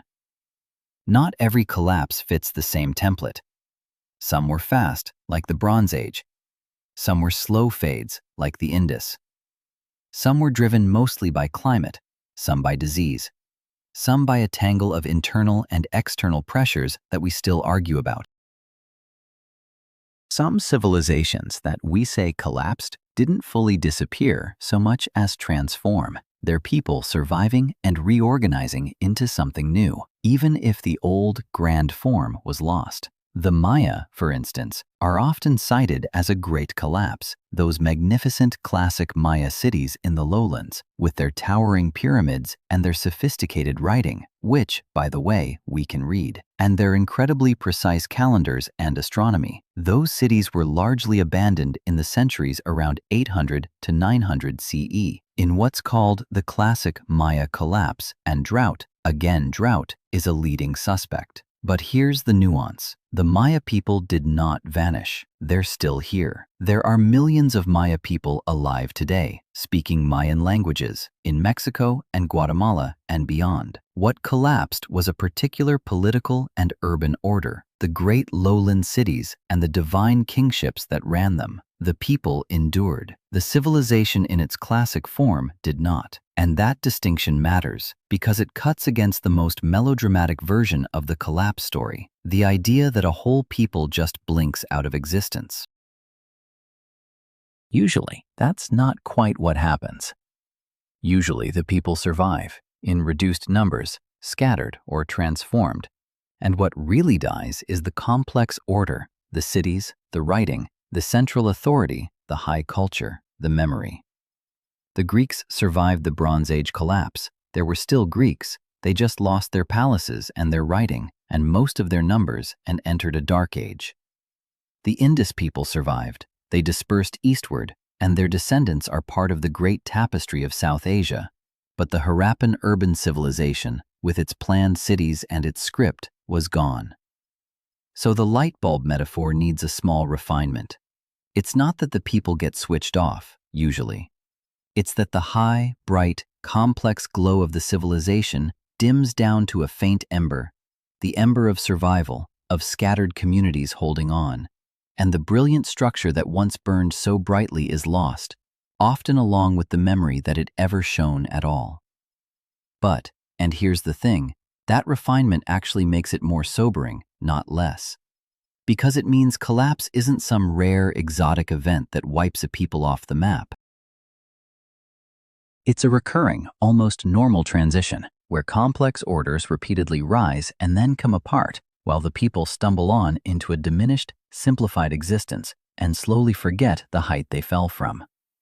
It's happened to the Greeks, to the Harappans, to the Maya, to the Mississippians, to the Bronze Age world entire, on every inhabited continent, again and again and again. It's not the exception in human history. It might be closer to the rule. The stable, continuous, ever-progressing civilization we imagine ourselves to be living in might be the genuinely unusual thing, a brief, bright anomaly, rather than the default state of human affairs. Which just goes to show that the smooth line you started with isn't just wrong about a few details. It might have the whole shape of history backwards. Let me bring you back to the human level again, because all this theory can make it feel abstract, and it absolutely is not abstract. So picture this. Picture being one of the people who lived in the generations right after a collapse. You're a kid growing up in the dark age that followed the fall. You live in a small village, a fraction of the size and sophistication of what came before, and around you, sometimes, are the ruins of the old world, the great stones of an abandoned palace, a massive earthen mound whose purpose nobody remembers, a wall built better than anything your people can build now. And you ask the adults, who made this? And the honest answer, increasingly as the generations pass, is, we don't know. The gods, maybe, giants, heroes from the old stories, some lost people who were here before. Because the truth that your own ancestors, people just like you, built these things and then lost the knowledge and the numbers and the organization to maintain them, that truth has slipped out of reach. The memory chain broke, and now the works of your own forebears stand around you like the relics of an alien race. That exact thing happened over and over in real history. We talked about how American settlers and even the native peoples near Cahokia couldn't connect the great mounds to known builders and invented lost races to explain them. The same thing happened in ancient Greece. The Greeks of the classical age, the age of Athens and Sparta and all the famous stuff, lived among the ruins of the Mycenaean world that had collapsed centuries before them, those massive stone walls and gateways built by the earlier civilization. And the classical Greeks could not believe ordinary humans had stacked those colossal stones, so they decided the walls must have been built by the Cyclopes, the one-eyed giants of myth, beings strong enough to move rocks no man could lift. We literally still call that style of ancient stonework Cyclopean masonry, because the Greeks looked at the works of their own collapsed ancestors and concluded they must be the work of giants. The memory of the Mycenaeans as real people, as the builders, had faded into the realm of myth and monsters. The collapse didn't just erase the civilization, it erased the very knowledge that the civilization had been human. And that, to me, is maybe the most profound and unsettling thing in this whole story. Collapse doesn't just take the cities and the writing and the people. In its deepest form, it takes the truth itself and replaces it with legend. It takes real ancestors and turns them into giants and gods and lost races. It takes deliberate human achievement and reattributes it to myth, because the achievement has become literally unbelievable to the diminished people who came after. The survivors look at what was built, find it impossible that mere humans like themselves could have done it, and reach for something supernatural to explain it. Which means that buried inside a lot of the world's myths and legends, the stories of giants and gods and golden ages, there may be the distorted, half-forgotten memory of real lost civilizations, real collapsed worlds, real ancestors whose true story got swallowed by the dark and came back out the other side dressed as a fairy tale. Turns out the line between history and mythology isn't a wall. It's a fog, and collapse is what rolls the fog in. Now hold that thought about myths carrying real memory, because it connects to something genuinely remarkable about how some cultures have preserved knowledge across spans of time that should be impossible. We've spent a lot of this story talking about knowledge being lost, the chain breaking, the memory fading. But there are also astonishing cases of the opposite, of knowledge being preserved accurately across thousands of years, entirely without writing, purely through carefully maintained oral tradition.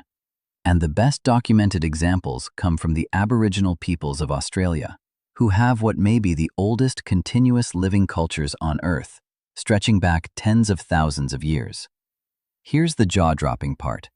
There are Aboriginal Australian stories passed down orally across countless generations that appear to accurately describe real geographic changes that happened thousands of years ago.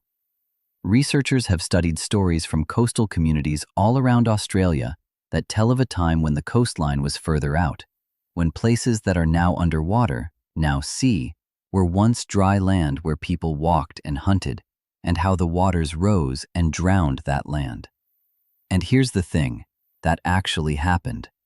At the end of the last ice age, as the great glaciers melted, sea levels around the world rose dramatically, drowning vast areas of coastal land. And the rise of the seas around Australia to roughly their current level happened thousands of years ago. So these stories, describing a coastline from before the seas rose, would have to have been passed down accurately, orally, for something on the order of 7,000, even up to 10,000 years to still describe the world as it was before that flooding. That is a feat of cultural memory that, frankly, staggers the imagination. Knowledge held faithfully in story and song across hundreds of generations, with no writing at all. longer than the entire span of recorded history for most of the rest of the world. And doesn't that just complicate the whole picture beautifully? On the one hand, we've seen how fragile knowledge is, how the Greeks forgot writing in a generation or two, how Cahokia's builders were forgotten, how the chain snaps so easily when a complex society collapses. And on the other hand, here are people who, without writing at all, preserved accurate memory of the literal shape of the land across 7,000 years or more. So, what's the difference? Why does knowledge survive in one case and vanish in another? And I think the answer points right back at our central theme. The Aboriginal Australian cultures that preserved these memories did so through stable, continuous traditions, deeply embedded in social and ceremonial life, with rigorous, deliberate methods for passing knowledge down precisely, generation after generation, without the kind of catastrophic rupture that breaks the chain. The knowledge survived because the culture survived, continuously, without collapse. Whereas the Mycenaean knowledge died because the Mycenaean society collapsed, the chain shattered, the people who held the knowledge scattered or perished before they could pass it on. So it's not that oral knowledge is inherently fragile and written knowledge is inherently durable. It's more subtle and more important than that. Knowledge survives when the chain of transmission survives, when each generation reliably hands it to the next, whether that's through clay tablets or through song.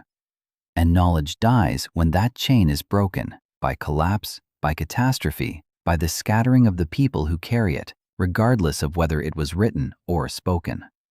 The medium matters less than the continuity. Which just goes to show that the real treasure a civilization possesses isn't its libraries or its monuments.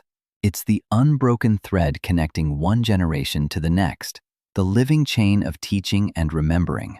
Break that thread, and even the grandest stone city becomes an unreadable mystery. Keep it intact, and even a people with no writing at all can carry the memory of a drowned coastline faithfully across 10,000 years. The thread is everything. The thread is the actual miracle. And that brings me right back to where I want to leave this part of the story, with you, sitting wherever you're sitting, part of a civilization that feels, as they all do, permanent and continuous and safe. We have more knowledge recorded than any society in history, mountains of it, oceans of it, more than the Bronze Age scribes or the Indus seal carvers or the Cahokian skywatchers could ever have dreamed of. But all of that knowledge, every bit of it, still depends on the same fragile thing every previous civilization depended on: the unbroken chain, the continuous transmission. The thread that runs from one generation to the next, kept alive by the constant, daily effort of people teaching and learning and maintaining and remembering. We assume that thread is unbreakable now, that we've finally built a civilization too vast and too well recorded to ever go dark. But, and you knew this was coming, so did every single one of them. Which just goes to show that the most important question you can ask about any civilization, including your own, isn't how much it knows. It's how strong the thread is and how well it would hold if the world started to shake.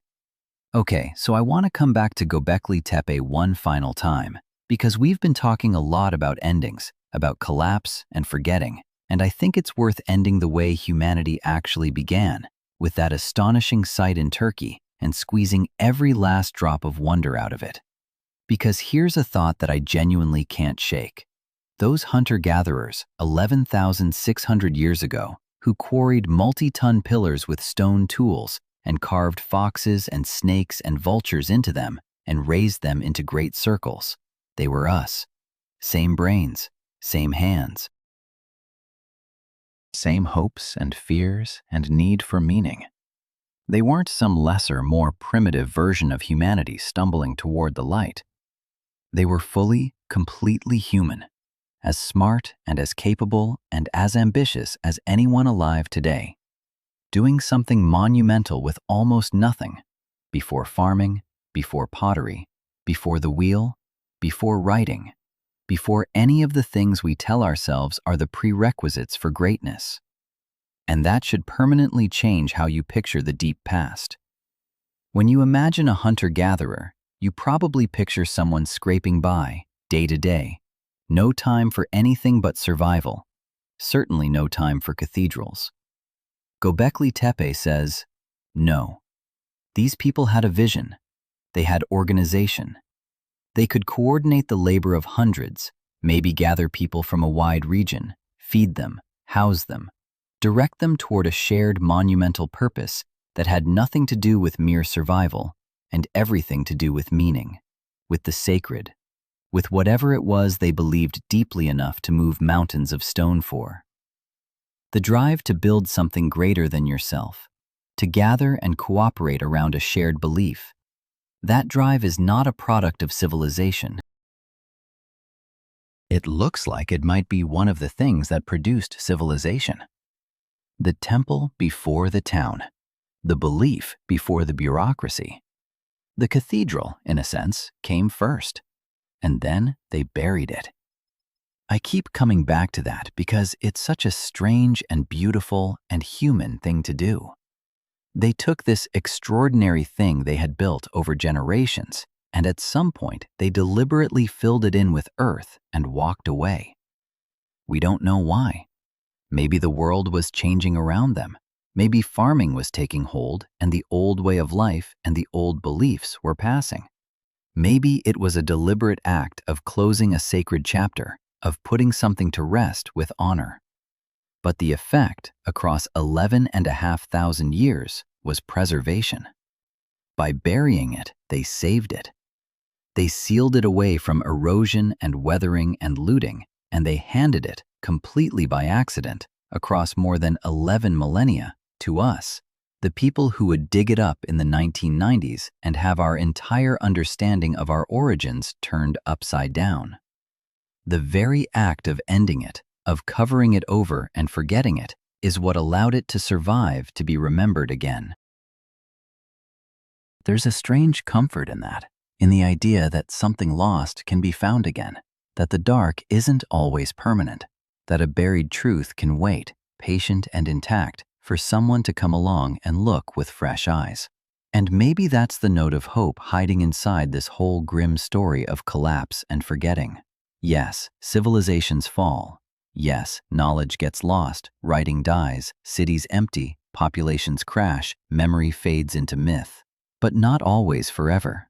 We cracked Linear B after 3,000 years of silence in 1952, and suddenly the Mycenaeans could speak to us again across that vast gulf, telling us about their sheep and their offerings and their gods.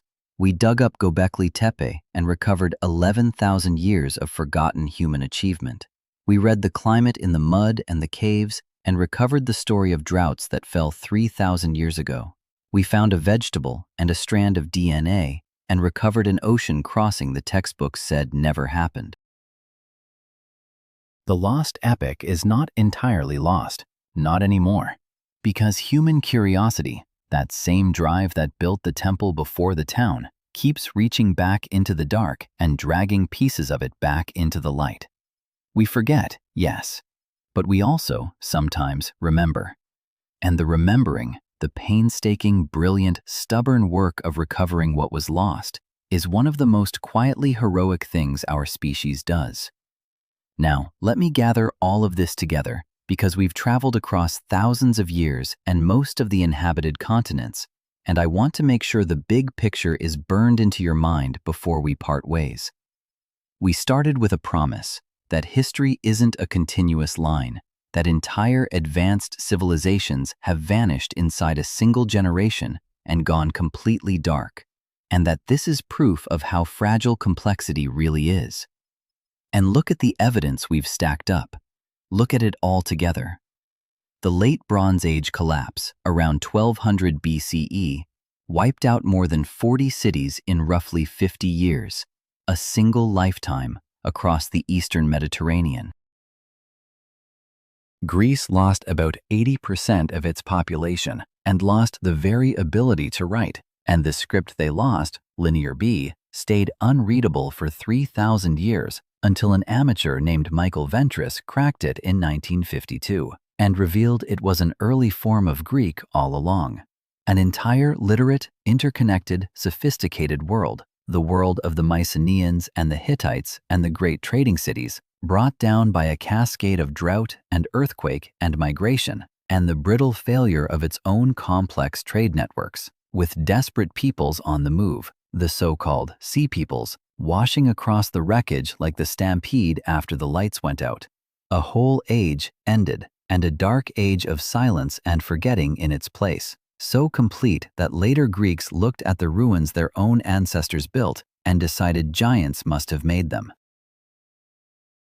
The Indus Valley Civilization, with its planned grid cities and its plumbing and its great bath, one of the very first great urban civilizations on Earth, left us a script that is still undeciphered after 4,500 years, with the longest known inscription standing at a mere 26 symbols, far too little with no Rosetta Stone and no certain knowledge of their language for us to ever crack.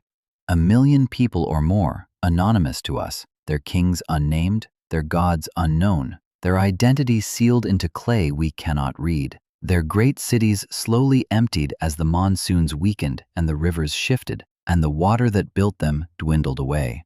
Cahokia, right there in what's now the American Midwest, bigger than London in the year 1050, its great Monk's Mound holding more earth than the Great Pyramid of Giza, a vibrant city of tens of thousands with plazas and astronomy and trade reaching across a continent, and yet abandoned by 1350, so utterly forgotten that the people who came after couldn't say who built it, and later settlers invented mythical lost races rather than credit the truth. A whole Mississippian world, risen and fallen and erased from memory, in the heart of a continent we were told was empty wilderness. And that wilderness, that myth of an empty, pristine America, was itself the aftermath of catastrophe, because roughly 90% of the population of the Americas died, overwhelmingly of disease, smallpox and measles and influenza that the people had no immunity to, disease that often raced ahead of the colonists along the trade routes and devastated entire regions before any European physically arrived. Tens of millions of people gone in a couple of generations, a die-off so vast that the forests regrew over their abandoned fields, and the planet's own climate shifted in response, the death toll written into the very atmosphere of the Earth.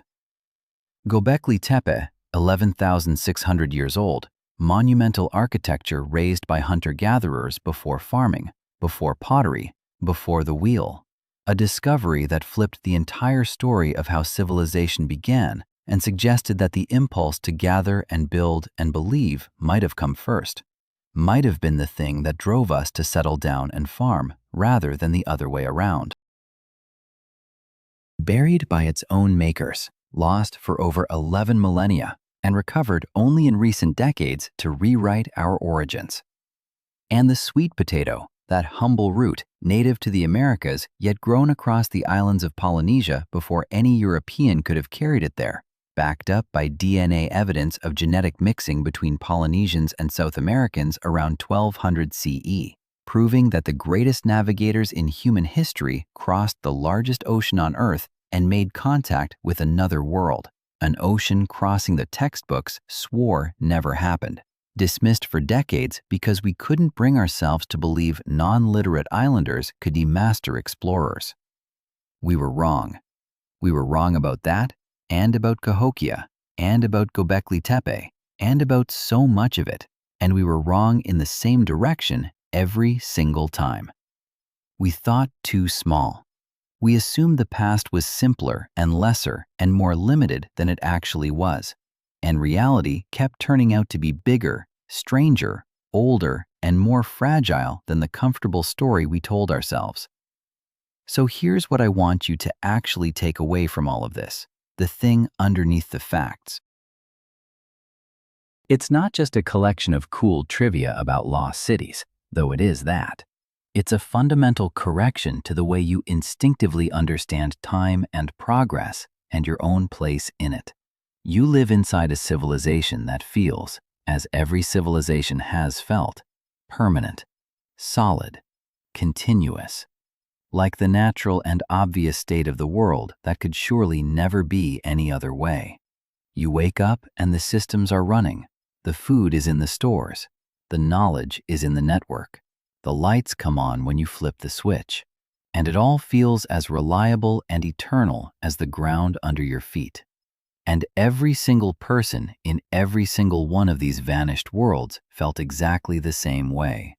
The Mycenaean scribe counting sheep, the Indus merchant pressing his seal into clay, the Cahokian crowd roaring in the great plaza, the Bronze Age potter who never knew he was living at the end of an age. They all felt the permanence, right up until the moment it wasn't there anymore. That's not meant to terrify you, exactly. It's meant to humble you, and maybe to make you see your own moment more clearly. Because the lesson of the lost epic isn't that collapse is inevitable, that we're all doomed, that the lights are about to go out. The lesson is more useful and more interesting than doom.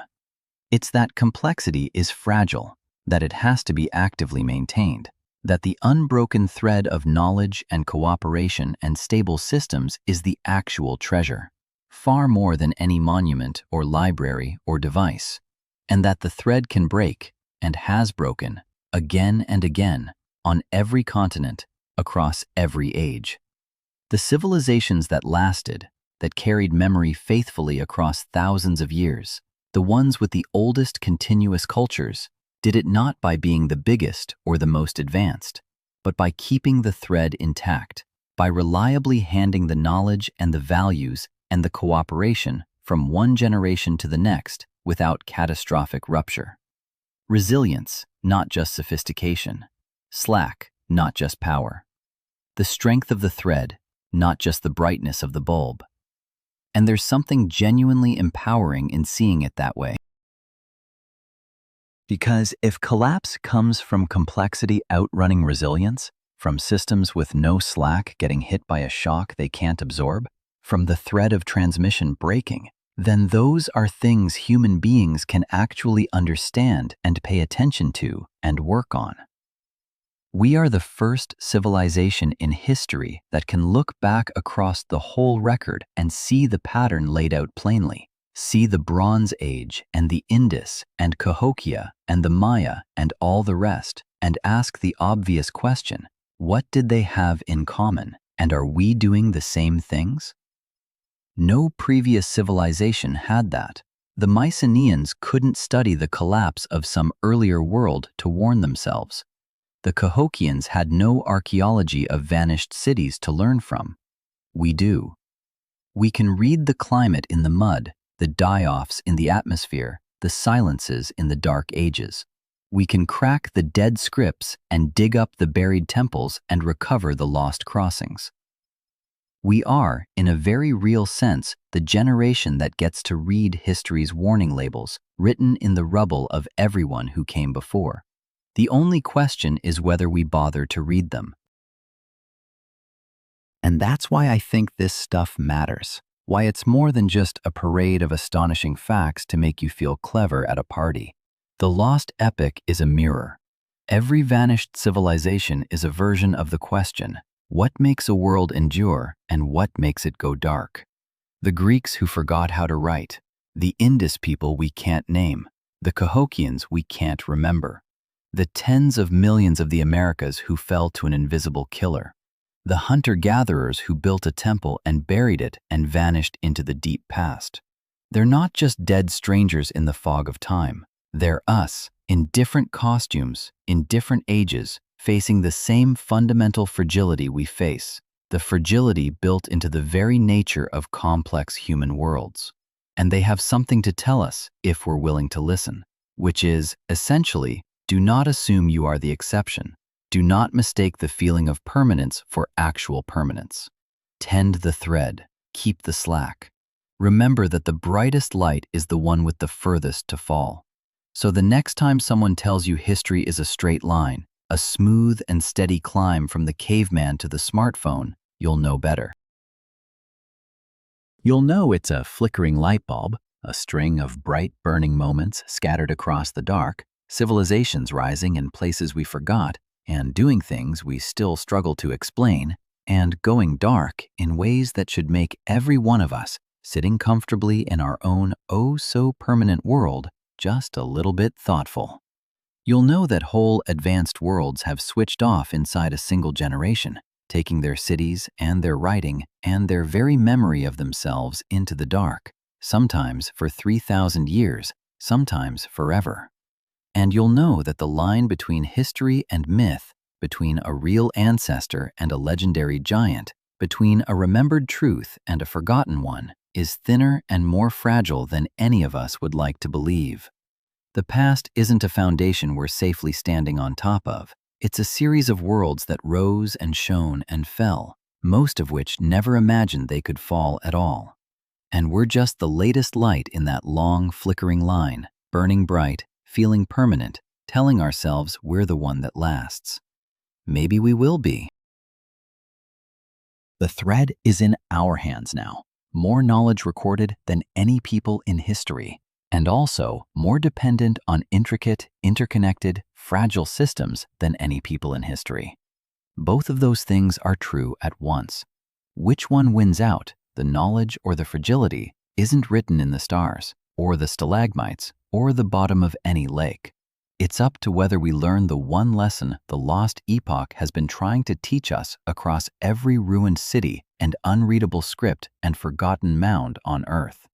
That nothing, no matter how advanced, no matter how permanent it feels, no matter how certain its people are that it will last forever, nothing is ever guaranteed to keep the lights on. You have to choose to. Every single generation, you have to choose to keep the thread unbroken and the lights burning and pass it on. That's the lost epoch. That's the story buried under the hills and sunk beneath the seas and sealed inside the scripts we can't read. And now it's not quite as lost as it was, because now you carry a piece of it too. Keep it. Pass it on.